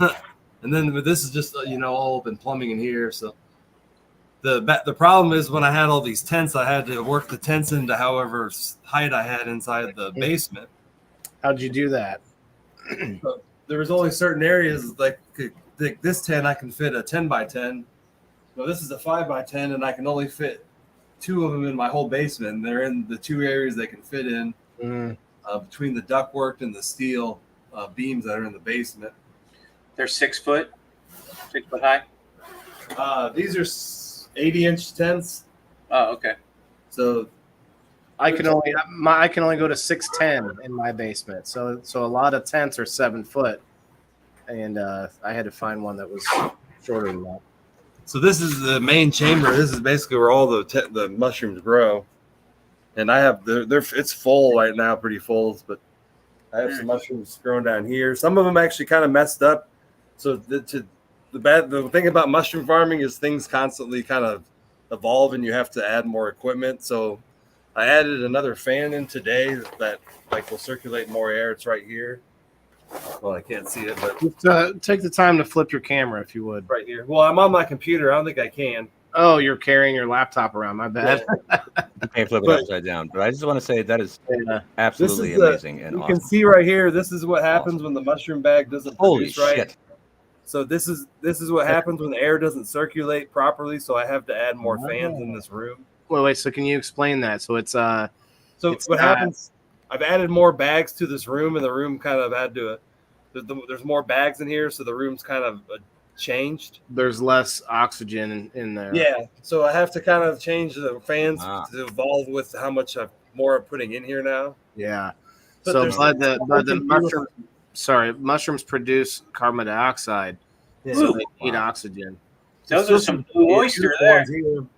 Yeah, so there, and they got some shiitakes growing down here, and then Oh, I got those are some delicious. chestnuts growing over here. These are chestnut mushrooms. Chestnuts. Oh, Look at that. That's crazy.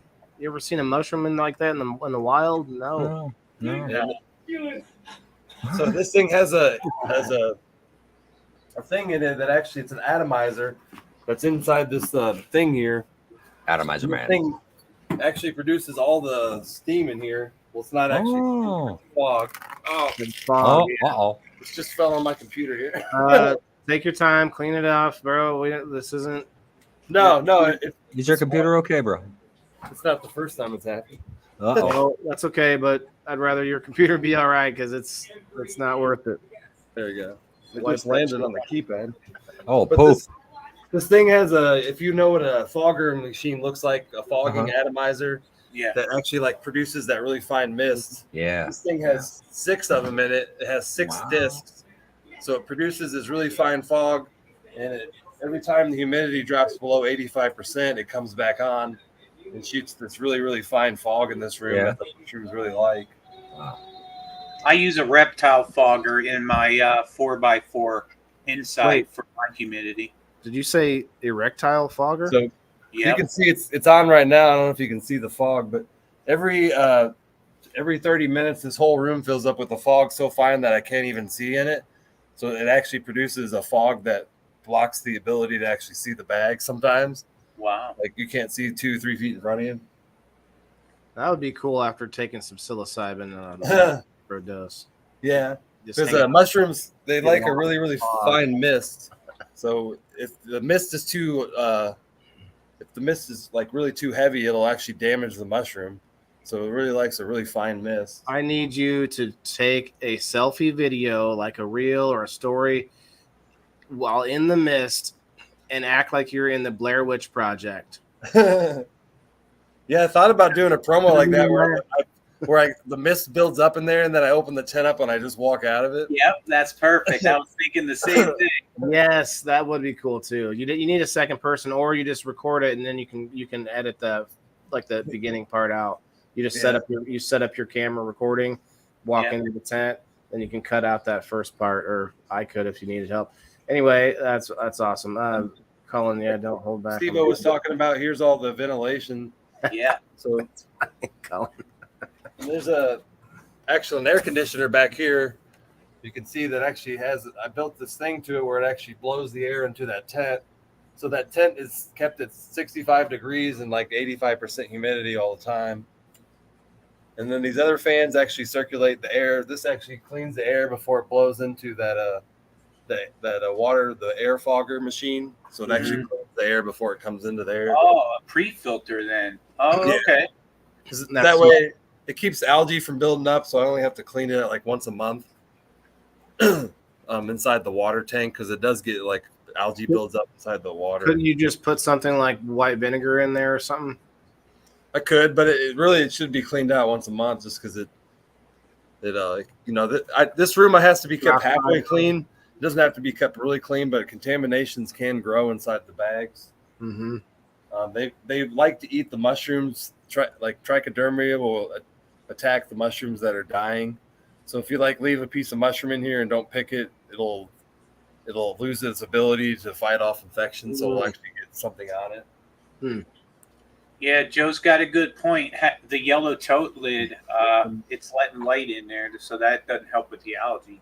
It probably could be, but this is actually a design I got from another mushroom guy who he harvests 2,000 pounds a month, and he has a YouTube video how to build this.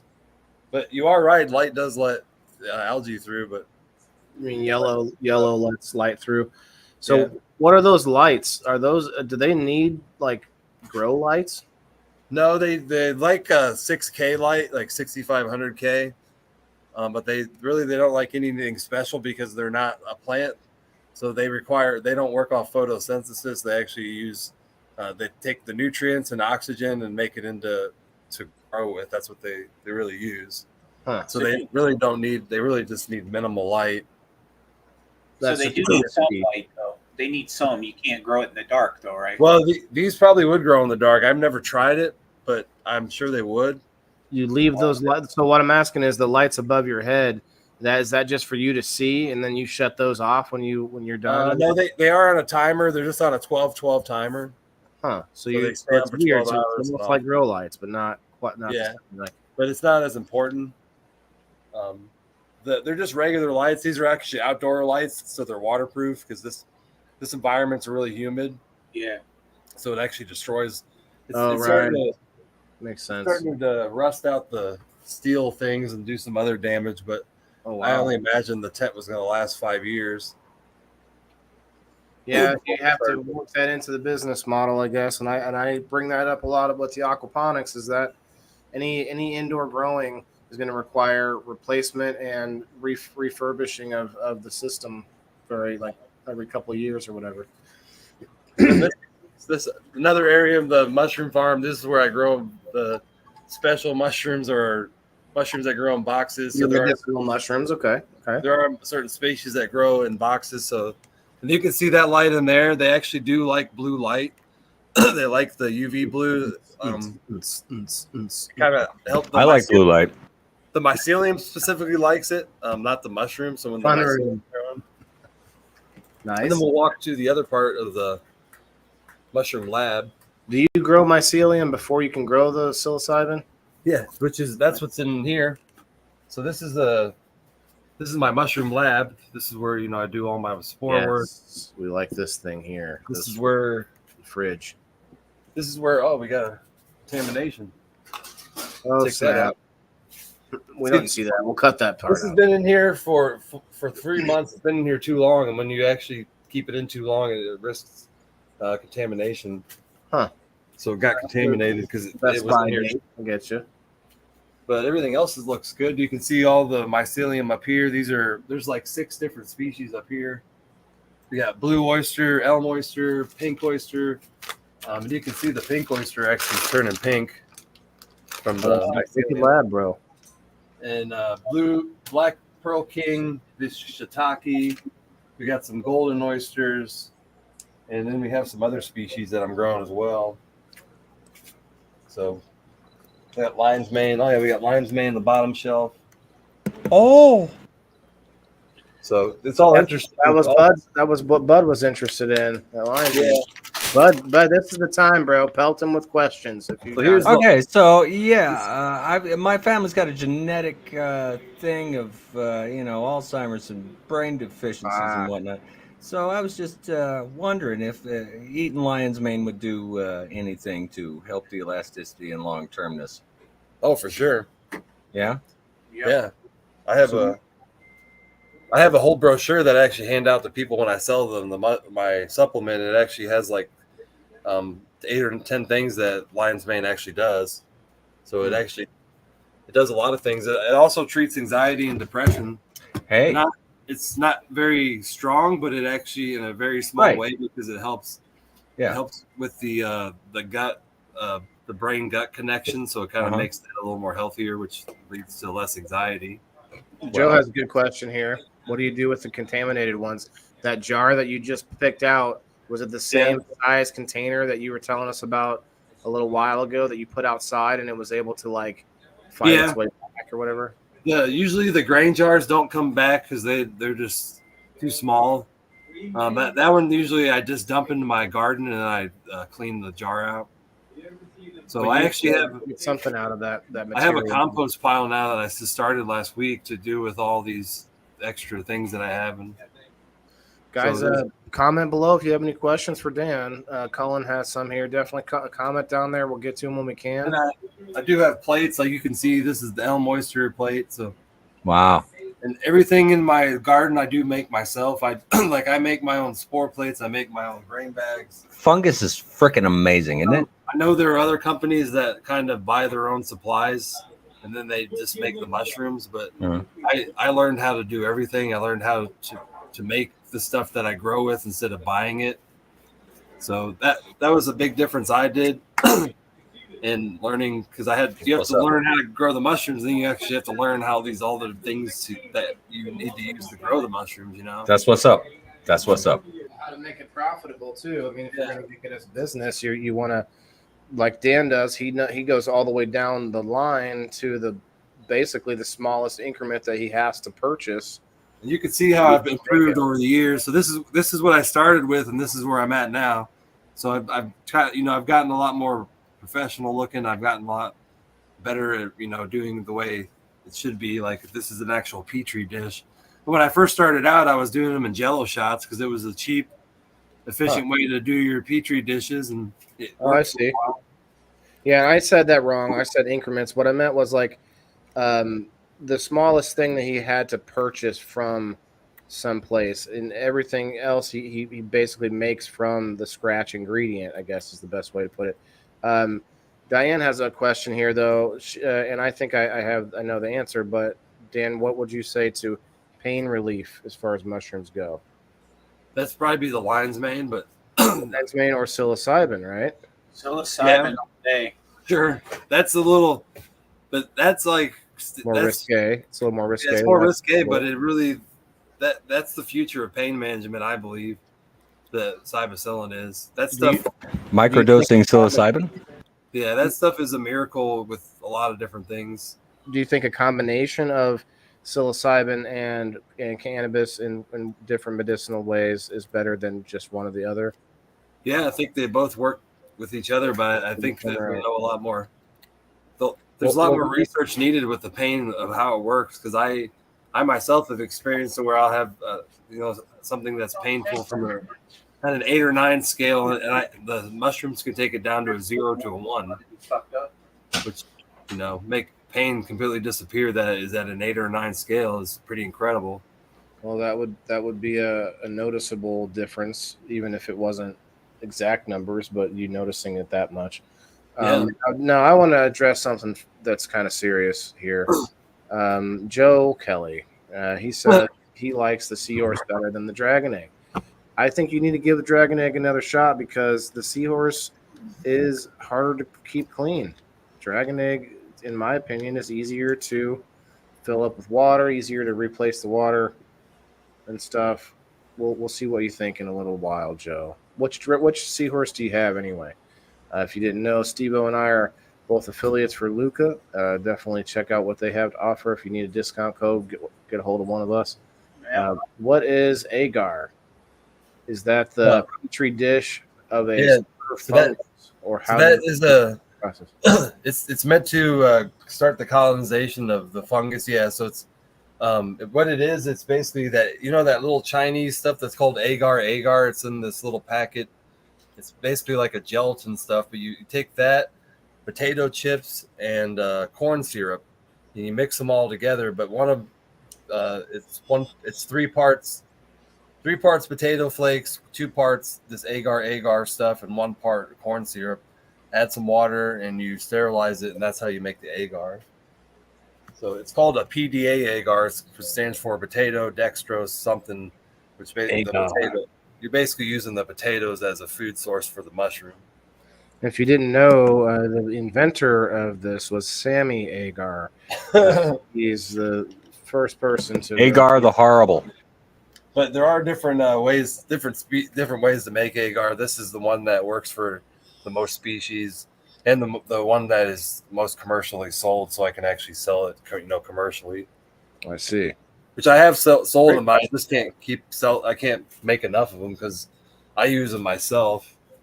Rasta says he thinks that's a pretty easy process from what you said. Awesome explanation there. Is it true that The common mushroom that you see grow in compost bags from box stores or compost-rich soil bags are magic mushrooms. And if so, I have a follow-up question.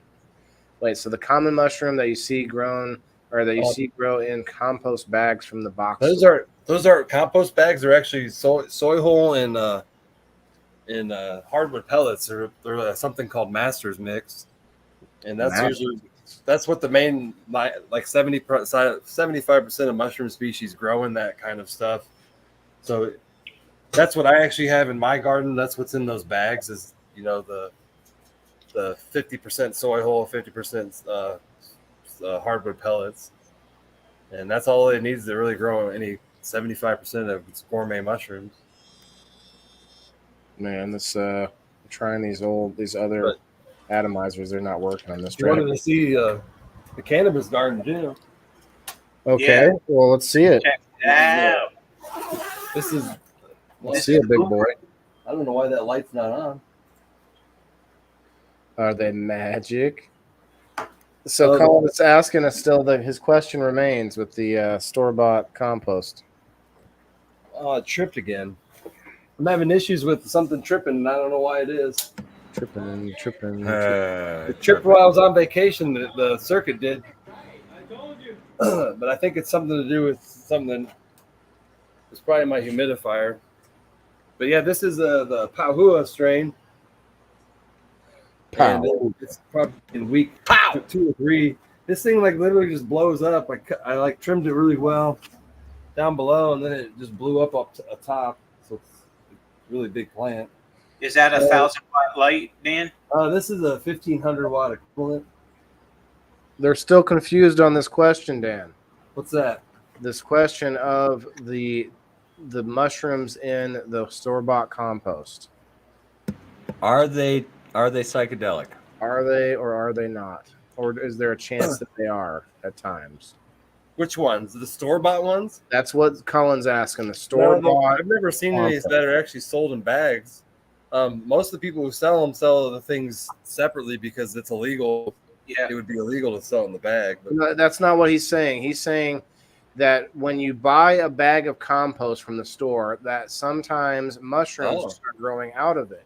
Oh, no. And he's saying that supposedly those are usually magic mushrooms when that happens. Huh. Is that the case? I don't know. I've seen mushrooms grow out of compost I bought, but I've never wanted to try it and see if it was a magic mushroom. Yeah, right.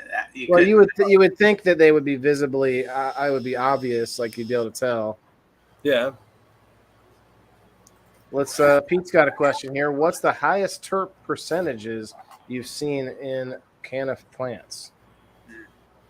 Colin wants to send you some pictures. Sounds like he's got a bag of compost. Highest terp percentage.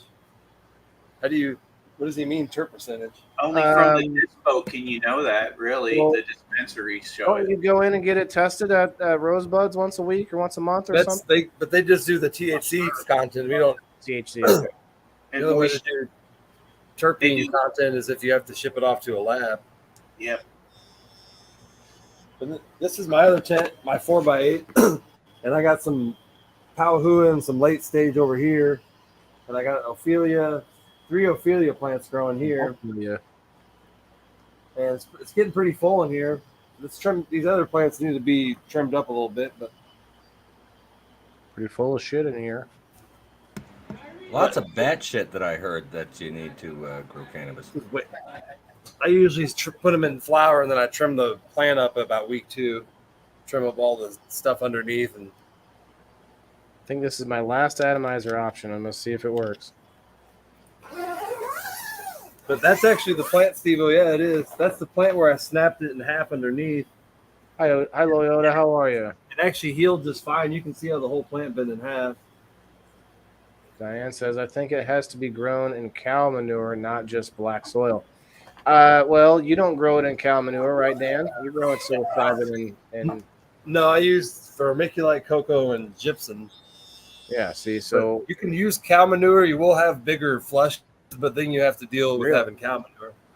Yeah, that's an issue for me, I think. I'm going to go ahead and count that in the no-go column. I try to keep a very sterile environment. It's a little harder with the manure. And I learned that way from the YouTube guy I learned on YouTube videos. The guy who owns the mushroom farm in Arizona, he doesn't use manure for that same reason. Because he said it's a lot harder. I would go so far as to say I don't want anyone I buy them from to be using manure either. Either. I don't want them growing on shit. No thanks, man. That is true. I grew some really good sour diesel with my own poop. I don't know what everybody's so upset about. What the hell? It turned out good. Man, that's your own. Come on now. Oh, it was a combination of mine and this girl's. That's a different. Well, okay. Well, was she cute? No, just kidding. No, but she ate a lot of nitrates. There you go. You can feed if you feed her right. Her poops comes out right. That's how. Just don't give her any corn though. Oh no. This is the tub right here. And this thing is probably ready. It's about ready to go. It's all white on top. So any day it should start pinning, and then it'll actually start growing mushrooms. All white means that mycelium's growing. So this is completely locked all and white sealed. on top. That's racist. It has not been opened for a month, and you don't want to open it up until it actually starts pinning. And all the holes, it actually has breathable holes that are all sealed up too with tape, because I don't want any new oxygen going in either. So you can change the environment of that bin, kind of like a grow tray that's got the dome, and you can change the oxygen. Well, you don't want to introduce contaminations until it has a full immune system. When when it's all white is when it has an immune system, and then it's able to fight off whatever when you actually open the lid up. There's so many inappropriate jokes by all that, but I understand. I think it's at least makes sense. Diane says, Dan, if it's okay, they hit you up in a few days for Lion's Mane. The other one, not so much, Diane, but he did say he's got some Lion's Mane coming out here, and I want to take this chance here to point out. Let me read the rest. She says, I used to go mushrooms in the cow pastures. Oh, well, that's different when you're outside. They all grew on cow manure. Well, no, that's definitely where they grow outside for sure. But I want to point this out, guys. Dan has offered one of the perks to locals. If you're on SteveO or my locals community, you get 15% off with Dan's companies and with his products. And number two, he's going to start giving, helping to sponsor our game nights with, I think, $15 gift cards as one of the winning prizes. And awesome. So we're gonna start having like first, second, third place prizes for game nights. I think it should be fun. And Bud, I don't know if you know. I know you're new to our little community here, but on Sundays we like to play board games, like on the screen where I move all the pieces around and stuff and put it on the big screen and stuff. We did that last night. It was fun. Freaking love it. But that's kind of what I came up with to like do giveaways and stuff, because we try to make tonight's show and tomorrow's show, we make it as educational, informative, and informational as possible. But it's informative and entertaining, and I love the shit out of it. You asked where the contaminated bags go. This is where they go. Yeah. This is the graveyard of nasty shit. And sometimes they survive, but most of the time I just re-sterilize them and then I regrow them again. But this would that be good for anything, like say worms or I don't know. This is black mold. It's not like the black mold that you're used to. It's a black mold that actually comes out of a grain. I can't remember the exact name, but it only grows inside of a grain. And it's something that I've been working on. I've actually started adding lime to my grain now. So lime is actually another sterilization method. It kind of pasteurizes it. So what happens is like microbes of this black mold are inside the grain, and sometimes you don't kill it fully, and it actually comes out of it when you start to inoculate or colonize. But Rhino wants to know about your supplements. Sorry, not to cut you off, but let me. I think if it would be easy for you to sort of run down a list of your products that you have available, maybe that's something you can do. In one more room, I didn't show you. This is the other. Okay. This is where all the mushroom bags prepare to go into the fruiting chamber, and you can see there's a whole bunch in here right now. And most of these are shiitake. These are like all shiitake over here. So holy shiitake. A lot of shiitake. I got a bunch of pink oysters, blue oysters, and then tomorrow I'm gonna add probably 15 more bags because I have some more bags to do tomorrow into here. And some of these are ready to go. I could probably move them into the fruiting chamber where they'll start to grow mushrooms. Nice. Look at that. They just sit in here and prepare to just colonize, I guess. Man, I gotta start utilizing my space like you are. Those are definitely goals right there. For sure. So Rasta's asking about the supplement. I think he was talking about lion's mane earlier, but he's got several products, guys, and we're gonna have him list those off. We got 16 people over on my Rumble, 8 people on the Facebook, a bunch of people on SteveO's Rumble too, guys. Plenty of people to hear some awesome products from Great River Mushrooms. And he has 3 different companies with products. So let's see it. This is the lion's mane, and this is I sell it, if you can see it. The anxiety and depression one. Is this for anxiety and depression? Let me get my little pamphlet here. There you go. Pamphlet it up. I like this hutch thing that's behind him too. Like I always feel like I have a piece in there. This is Greenleaf Herbal Medicine. So I kind of sell the lion's mane through Greenleaf Herbal, but I make the product through Great River Mushrooms because it is a mushroom business. Sure. But I started Greenleaf Herbal because I wanted to sell CBD and CBG, and inside this pamphlet it actually shows the benefits of lion's mane, the benefits of CBD, and the benefits of CBG all in one pamphlet, so you can actually see, everything in one. Then I have contact information on the back, how to buy it and contact me. And what, Dan? Try to remind me. I want to. I'll go in on it with you. I'll give you some money or something. But if you could get a bunch of those printed off and send them to me, and I can use those into package deals when I ship out prizes and winnings and stuff. It'll go along with slaps. It'll go along with everything. So it would be good. Yeah, there's a lot of information in here, and it tells about the benefits of lion's mane, which I told you the biggest thing is it helps protect against memory problems caused by the buildup of amyloid beta, which is the substance that actually causes Alzheimer's. So this mushroom actually keeps that plaque from building on the brain, which in essence prevents Alzheimer's. Now, there's no science yet that proves that because Western medicine doesn't want to do. They don't want to prove that literally a $12 bottle of mushrooms can prevent Alzheimer's. So they don't want to really study it because they're not going to make any money, off of something you can buy out of the store. So this stuff I actually sell it's $12 for 60 capsules, and it's $4 to ship it, so $16 total to ship it to you.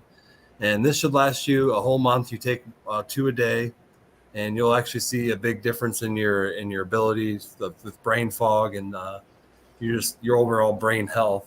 And it actually You're doing a great thing, bro. You're doing a fucking great thing. And it actually decreases the depression, anxiety, mainly due to its action of stimulating a nerve growth. And I have that in here too. The nerve growth factor, or the NGF, which I believe is a portion of your brain that is like, if it gets too stimulated, it can cause you to have anxiety and depression, is my understanding. But that process in the body is kind of a lot more complex.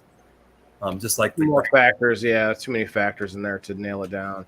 But Pete's asking if you sell spores for lion's mane. I do not yet, but I eventually will as part of my business. He also wants to know if you have a site. I think you mostly have just your Facebook page, right? and then, and locals. You're on locals too. You guys can go find Facebook him. works really well because you can contact me and I immediately get the message and I can work out, getting you what you need. And then the other thing I sell is the CBD, CBG through that business. And this is 16 milligrams of both CBG and CBD. And these are $30, which is half the price of anything else in the market. If you buy this anywhere else, it's going to cost you $70, because I've already looked into, the similar product. And, part of my goal with herbal medicine was to offer something not only that was quality, but I'm not trying to get rich off of it, Like a lot of these companies are literally charging. You're doing all this work. I mean, you deserve to get paid. But, that's. I know, but I think yourself, right? No, but I think a lot of the prices of CBD, CBG right now are kind of stimulated. The prices are too high because people think it's such a new product, but I try to sell it as something that I think is reasonable and affordable, and, you know, it actually helps you and I make money as well. So, so I try to make it affordable as well. Well, and that makes sense, especially since you're selling direct to customer. You're not trying to spend that money on an extra website. You're not trying to spend that money on trying to get into footholds into the bottles is very simple. I just present the information you need to know. I'm not trying to spend a fortune on the labeling. And then I have the pamphlet, which shows you all, you know, everything else about the product. So I like that the label kind of looks like a pill bottle label. It's actually meant for juice. And I actually bought it, and they actually fit juice. They're meant for juice bottles, like for a juice company. But it fits 60 capsules in it perfectly, so that's why I went with it. Yeah, no, it works. So you got those, and then you got. And then we have I have my own brand of soup. Through the mushroom. Get the fuck out. Which you can't sell yet. Well, I sell at a farmer's market, but this is something I really want to commercialize, so I still have to get a couple licenses. And I really believe that this will be in grocery stores in Quincy someday. You know, once I get the proper certification and show them that I have a really good soup too, man. It was good soup. Bud wants some, I can tell. It looks like I'm the only one in the market that even offers this. There's nobody like in the whole nation that even has a product like this. So the fact that it's so one of a kind, I think makes it a lot. I think this is going to be, you know, my gold mine as I progress forward with the mushroom business. Yeah, I definitely liked it from when you gave it. You know, you could definitely use it as other things too, like as a centerpiece to pull people into, like for events and things, like, you know, making a big pot of mushroom soup, you know, and big things and stuff like that. And all it is it's blue oyster and elm oyster mushrooms, onions, garlic, chicken broth, plant butter, and I use white wine. So I buy this local white wine Chardonnay, and I add it in. So I use about a cup in the whole recipe, but it really adds a sweet taste to it, and I think kind of adds a complex taste to it. And then Rasta's going to be buying from you. Salt, pepper, and thyme. I'm sold. I want 12 bottles. Rasta gets a 15% discount too, and Bud, maybe, you know, think about it, brother. Join up on Locals for $2 you can advertise anywhere you want, anywhere on any of my sites, whatever you want to do. Just advertise the shit out of it. I don't care. And then we have I don't have them up here, but I have the CO2 bag, and that's something that I actually sell a lot of. I do is I take the bag of carbon dioxide. Yeah, I take the spent mushroom bags that you saw down there after they produce mushrooms. I break them down, and then I put them into another bag. And I did this. It was a dumb test I did.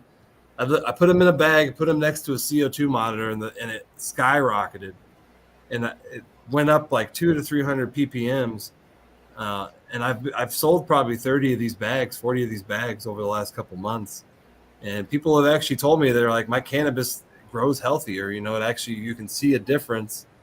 Because what happens is the CO2, you know, goes under there. The plant has a lot less stressors. It responds better to. It's just a healthier overall plant when it has that CO2 underneath it. And I have one of my guys are fucking geniuses.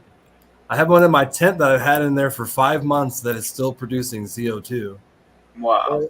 And that's what I love about it, is that you took a byproduct, you took a waste product, and you turn it around and made a new product out of it that's actually better than what you would have expected. So yeah, I'm still perfecting it. I found out that if I actually take the substrate out of the bag and I let it dry out for a few days and then I bag it back up, it actually produces more CO2. So I'm kind of experimenting with little different ways to make it produce more as well. So, how much do you charge on the CO2 bags? They're $22, but I'm not sure about shipping because they're so big. So I sell them in 12 quart substrate bags, and they're sold at Rosebuds in Quincy here. I can tell you, if you ship them like the longest possible route on ground or whatever, if people are okay with like a 5 or longer amount of days to get there, that's, you know, your cheapest way. But they're selling it for $70 on Amazon. These same CO2 bags, so Oh, you're good then. Yeah. The prices are crazy with these other CO2 bags. Well, like I said, Rasta gets a discount, but also Rasta, I might have mentioned this earlier, but you guys can get a chance to win gift cards on game night from Dan. So will be little chances to try his products either way. If you can't at road trip, he says he's not that far. He's not that far. He could probably make the trip easy. Yeah, and as my business grows, I definitely want to expand into more cities. My goals are definitely the Columbia area and St. Louis, and those two areas I'd like to grow into. And I could lease you out a part of my basement, and then we could come up and take over the Peoria area. There you go. So Rasta talks about, he said road trip, but I think there's an event coming up at some point, isn't there, Rhino? We may all be able to meet up. SteveO, myself, Dan, I'd be able to meet you up there, brother. Sure. I may have to swing through Quincy for the farmers market, St. Louis here. Okay, Pete. Heck yeah, bro. Let us know, and I'll try to make it down there too and meet up. But Dan's been locking down the farmers market in Quincy, and I'd love to start going to farmers markets, but I haven't gone. I've been going every 2 weeks. So even if I'm not at a farmer's market, you can still find my products at Rosebuds in Quincy, which is at 108 South 10th in Quincy, South 11th. Yeah, I said that right. And Terrapin Farms on North 36. So you can find my actual mushrooms at Terrapin Farms, and then my products to help grow mushrooms at Rosebuds. I think it was the Dixon one. Yeah, Rhino. Yeah. That's what I think that SteveO had mentioned. I'm pretty sure that's one Rhino was. Maybe that wasn't you. Anyway, regardless, I'm gonna be there for sure at Dixon on July 8th. Yep. I'm gonna try to get to that one too. Is that? Do you know what day of the week that is, SteveO? Saturday. Okay. I don't know if I have my son, but we'll see. Okay. So, Dan, can you refresh me a little bit on? We're gonna step out of the business for a second. We're gonna leave you alone after a minute, but I want to remind people that Dan's a veteran. Dan's a veteran. What did you do again, Dan? Dude, thank you, man. I don't even know if I have the. I mean that from the bottom of my heart. Thank you, Dan. Thanks. Thank you. What was the details? Like what did you do in the military? I don't know. I was the airborne infantry unit out of Bartonville, Illinois. So I was in the Army National Guard. I was not airborne, but I was infantry. But there were airborne people in my unit, so you probably had to do some of the same. I was never going to do the airborne part. That was crazy. The stories I heard out of airborne school. I wasn't about to do that. You got to be pretty gung ho to do that. Yeah, you got to be pretty ballsy. Very cool. So honestly, I believe that we probably crossed paths at some point while at that Bartonville unit in the past. But that's funny. We're in different branches, but still. Okay. Thank you, Waylon. I appreciate your service too, man. I appreciate it. Thank you. They paid me. Thanks, man. Well, I guess I got paid eventually. I had to spend a piece of my soul to do it, but we're here. We're here. But yeah, Dan and I are kindred in a lot of ways. So I think we definitely want to see you grow just right along with us. So thanks again for sponsoring the show, Dan. And guys, definitely go follow him if you haven't. And over there on the Rumble, guys, check out his Rumble page, Rumble channel, the Rumination Project. 14 awesome people still hanging out. Thank you, guys. Good about that too. Yeah, every Monday we talk about a different mental health subject at 6:30. So Mental Health Mondays. Leslie was recon. All right, heck yeah.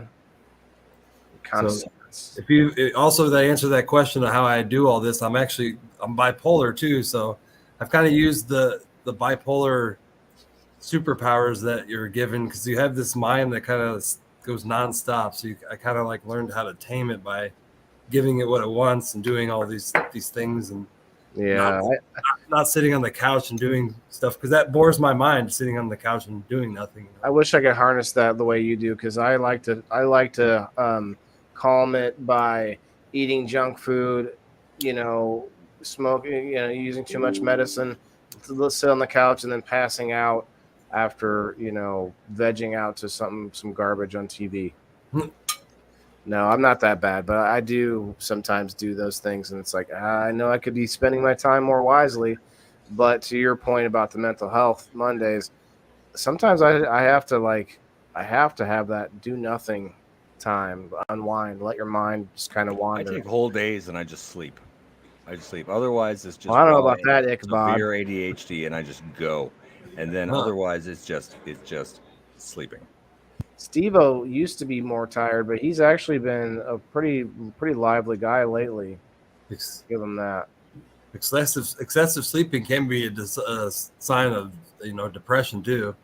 So because when you'll start to lack vitamin D from lack of sunshine if you sleep too much, and that can be detrimental. I don't get enough sleep. That's the problem.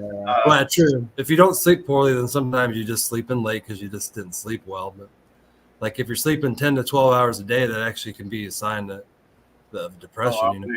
I wish. I have a hell of a time sleeping, and I can fall asleep on a dime, but I can't stay asleep. Yeah. Have you tried CBN? Just in whatever indica I'm smoking. Right. I wonder if some like CBN gummies would be good for you.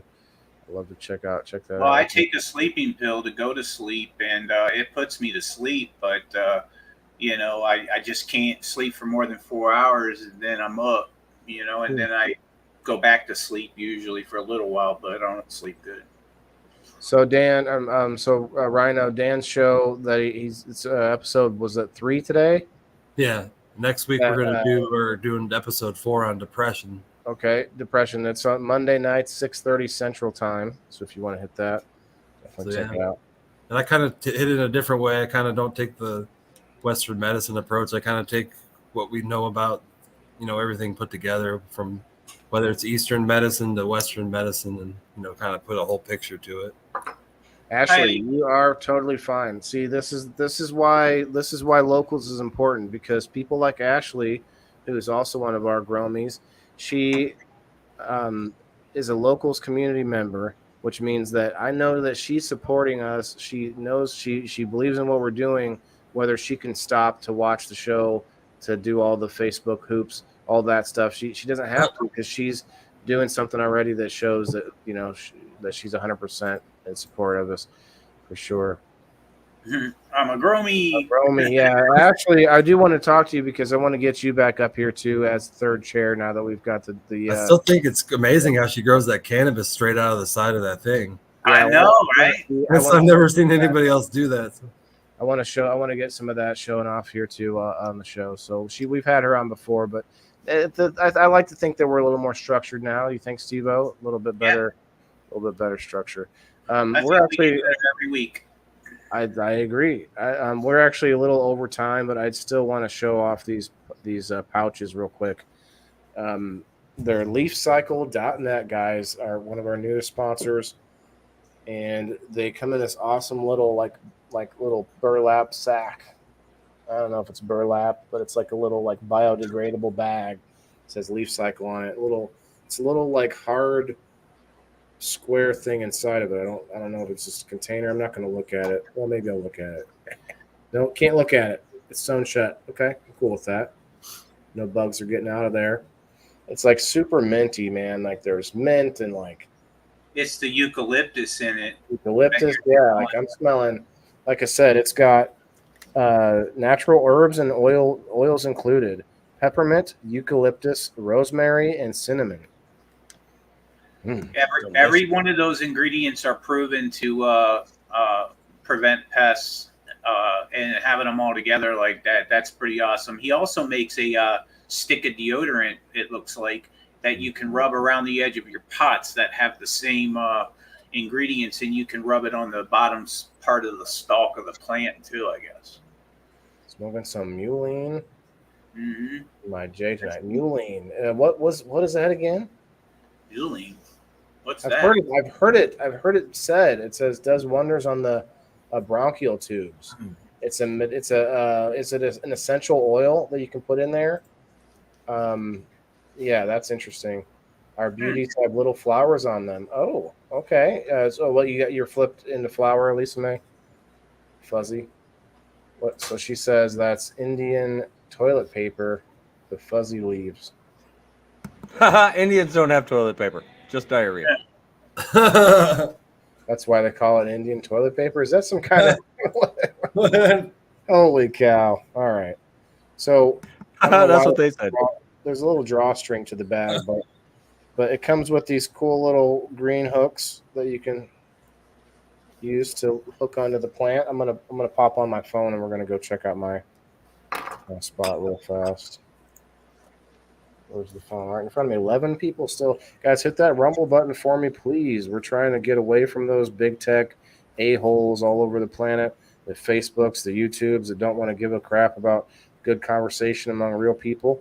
So definitely hit that Rumble button and follow us to help out the algorithm, help it work out, help us get away from the big bad marks and stuff. You guys hear about the fight? Did you hear about the fight between Mark Zuckerberg and Elon Musk? Yeah. Ended up in a ground and pound. Supposedly they're very serious about it, but at the same time, there's a lot of huge reasons why it probably won't ever happen because of their shareholders and whatnot. Interesting though, huh? Zuckerberg would wipe the floor with him because he's like a brown belt jiu-jitsu. Yeah, but Elon Musk has like a foot and a half on him.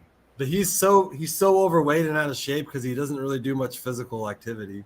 Yeah, I don't know how much, if at all. And all their bodyguards just died in a submarine accident. Oh, no.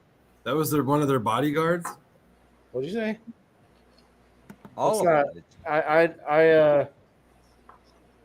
Oh, well, the other rich, I don't know. Anyway, we're not going to go there. That's mean. Dr. Budd making. No, I did read the story about that, and on Whalen Wednesday. In fact, I want to point out, guys, 12 people on the Facebook side. A lot of you are our close friends. I want to hear some ideas, and I'm going to also put out some ideas myself. I was going to make a poll. I want to change Whalen Wednesday to something, and because it wasn't, I don't know. In my heart, I feel like it sounds a little pretentious. It sounds like it's my day. It's all about Whalen. You think Whalen Wednesday doesn't sound like, it's an all about advertising Whalen Wednesday. It's an advertising plot. There's nothing wrong with that. Nothing wrong with that at all. Okay. Well, see, that's good input. I appreciate that. I'd like to put the YouTube comments up. Got Diane still hanging out. Maybe they have planned to fight all along to make money for them both. No, the problem is they would both lose a lot of money by fighting. A lot of money. And there's a potential for them to lose entire companies, because think about this. It's not egotistical. Yeah, I mean, it definitely could be, but think about if what was the point I heard? I think it was Elon Musk. If Elon Musk, like, say, was put into a coma or like got into an injury where he was laid up for a little bit, he would probably lose. I want to say they said Tesla, whichever company like he's spending all his time on, like he would end up it would end up taking a huge hit because he couldn't do what he does already. Anyway, I know that's vague because I can't remember the details, but I'm gonna pull up my phone here. We're gonna go check out the grill area. Hang these awesome bags. Yeah, I saw an interview with Dana White talking about it, and he said that it could produce 3 times the amount of money that the Mayweather McGregor fight had, and they're going to do it for charity too. So you never know, man. It might happen. Could you pull me up, SteveO? Yeah, I'll blow you up. Not full screen, just like with you guys small box or whatever. I got you. Not that guy. This time's over. Yeah, look at those pretty flowers. Those are from radishes. Radishes. I got this. That's that Joe's fire, but it's being affected by that nitrogen or whatever deficiency in my system. So I need to do some testing in there. But anyway, we're gonna go in here.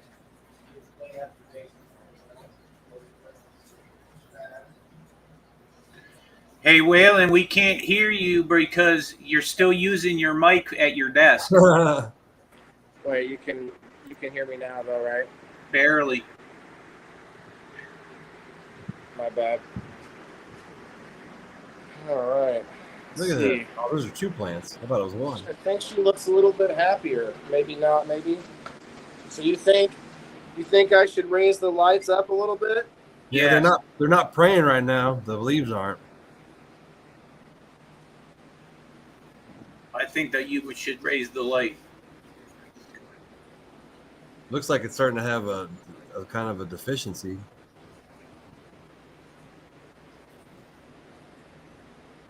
Did we lose this video? I just see the yellowing on the outer parts of the leaf, right on some of those leaves. Mm-hmm. On the bottom too.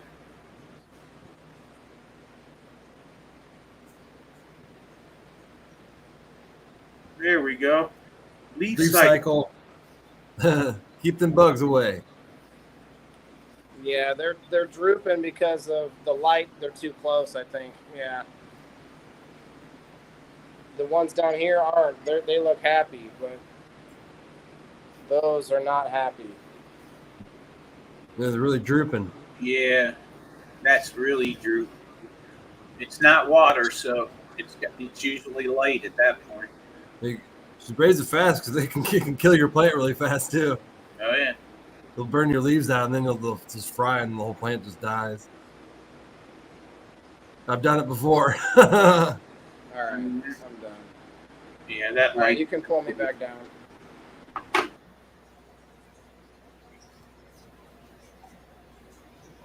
I burnt the plant up before. I burned it into the light, and it just toasted the whole thing.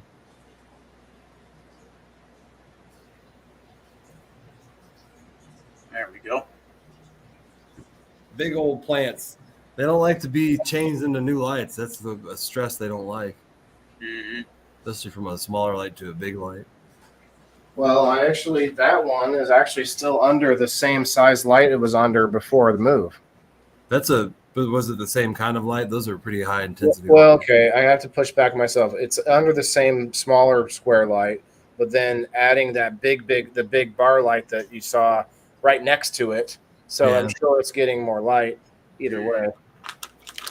Rasta, you're exactly right. They deter bugs, but they will not do anything if you have bugs. Right. All right. So, I mean, other than make it annoying for the bugs, but they still will overtake it at that point. Sure. Just always forgot to water. That's right. Yeah, because that's why you like the hydroponics. Well, That's why I use hydroponics too. Well, you could forget to water in that as well. Like if the water evaporates down below the pump or whatever. Then, For instance, like I went on vacation from Thursday morning till Sunday night. At noon, I didn't have to water my plants because the water was already in there, or I didn't have to ask somebody to come over and water them. So I can go I think I can go about 10 days without having to go into my garden. There's enough water in the container. Currently working to get my outdoor green room going. Greenhouse kind of a thing. I have always used 1,000-watt high pressure, low sodium bulb, variable blast. Oh wow! And yeah, LED will definitely lower your bill. HPS, Sure. That's a great way to grow, but damn, it's like 10% of the electric. I went from using 4,000 watts, and then I converted to LEDs. I went down to like 1,500 watts total. So when you're using those HPS lights, you definitely are using a lot of electricity. Well, guys, I think we're gonna wrap things up here. But I'm gonna play that. I want to play it one more time. The locals advertisement. But it's kind of like a Patreon if you know what that is, except it's not gonna screw with my money because they don't like cannabis. Patreon has done things here and there I don't like. So I found locals, and that's what this is all about. And Ashley's one of the members, and Dan and SteveO and all the friends are over there, guys. Check this out.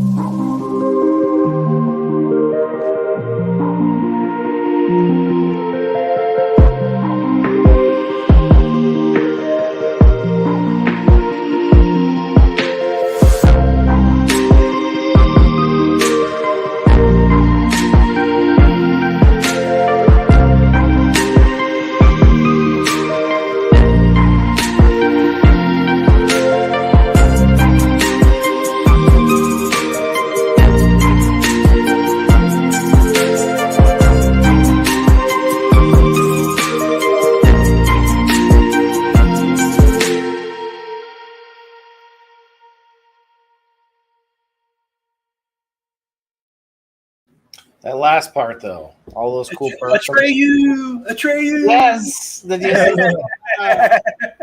I saw you, Bud. I was like, I didn't even put that together when I saw you do that. And I was like, oh. Until SteveO said it, I was like, oh, okay. Isn't that cool? I actually, I'll confess this. I showed Dan and SteveO. I had replaced the previous thing with the Atreyu and Falcor, but the previous thing was a little gif of this skeleton sitting in the desert, and it says, "Well, where are you at?"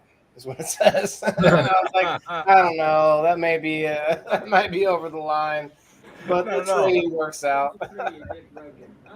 The skeleton walks into a bar and orders a beer and a mop. Yes, he would, wouldn't he? Well, hold on though. How's he order a beer and a mop if he's already on the floor? He walked into the bar. Magic. Or what about this? Skeleton walks in the bar, cracks his skull. I just made that up. I think it works. You guys can have it. Anyone out there, take it. Everyone remember to come down to Miss Pearl Harbor's explosive deals on surprising Japanese imports. Oh my gosh. They might be very explosive deals. So, all right, guys, go check out Bud. Check out his website there. And Bud, thank you. If you, I will. Thank you for having me. I'm honored. This man, I don't have Venmo, so if maybe, do you have Cash App? I'll figure it out. We'll figure something out, brother. We'll figure something out. It doesn't matter. I had a good time. Awesome. I've got Venmo, Waylon. I can send him $10. We'll take care of it. Cool, excellent. Still not received my mail from you. Okay. No, don't worry about it, Diane. I will have to check tracking because they got my case of Remo somewhere out there. So, well, your case of Remo, I should say. But I did send it snail, but I guess they said like 5 days, so it should have been there by now. They also didn't refund my $70, so I paid $150 to send all that stuff. Still, you haven't gotten that back? I'm gonna have to call them or whatever. But anyway. Oh wow, yeah, that's a lot of money. Yeah, it is. So trust me when I say this, mailing things is not my favorite thing to do. I will give you that. Yeah, I guess the printer didn't work out, did it, Waylon? No, it didn't, SteveO. Thank you for this. I was like, $20. That's a deal, bro. I'm sending. Nope, I sent him a box of labels with no printer. Oh my god! This is the printer that I got. Nice. I didn't even say a word about it. I wasn't even part of the whole process. I just get it. Now I have a roll of labels. That's all I'm looking at. Anyway, the printer's about $100. Dan, guys, go check out Dan if you haven't already. I know most Go check out Dan. I'm gonna go check out Dan. Thank you. Dan, if you have anything to say, where you're going to be at next? Where's the next farmers market? I don't have any plans to be in any farmers market probably for a few more weeks. Okay. I'm selling all my mushrooms. Terrapin Farms or Rosebuds, you can find my stuff at. We need to get you on somebody's website. Maybe we'll talk to somebody. Maybe we can work out a deal with somebody in the community, per se. I don't know. Maybe one day you'll have your own. Anyway. Yeah, for sure. Definitely. So thank you for being our guest, Dan. SteveO, you got anything, brother? No, I appreciate you coming on, Bud. You did a great job. You rocked. Dan, like always, we appreciate all your good information, and you're a great guest. Thank you. Go shine that head up, Dan. We'll see you. We'll see you soon. Guys, come check out Review Night tomorrow. It's going to be 35, I believe. Going to be checking out the game convention that I took my son to. Every console that you can think of and more that you've never even heard of was there at this convention. So tomorrow's review show is going to be really awesome. But other than that, have a great night. Please hit those reactions if you haven't yet, and share us out. Tell your friends. SteveO, hit it. Smoke weed every day.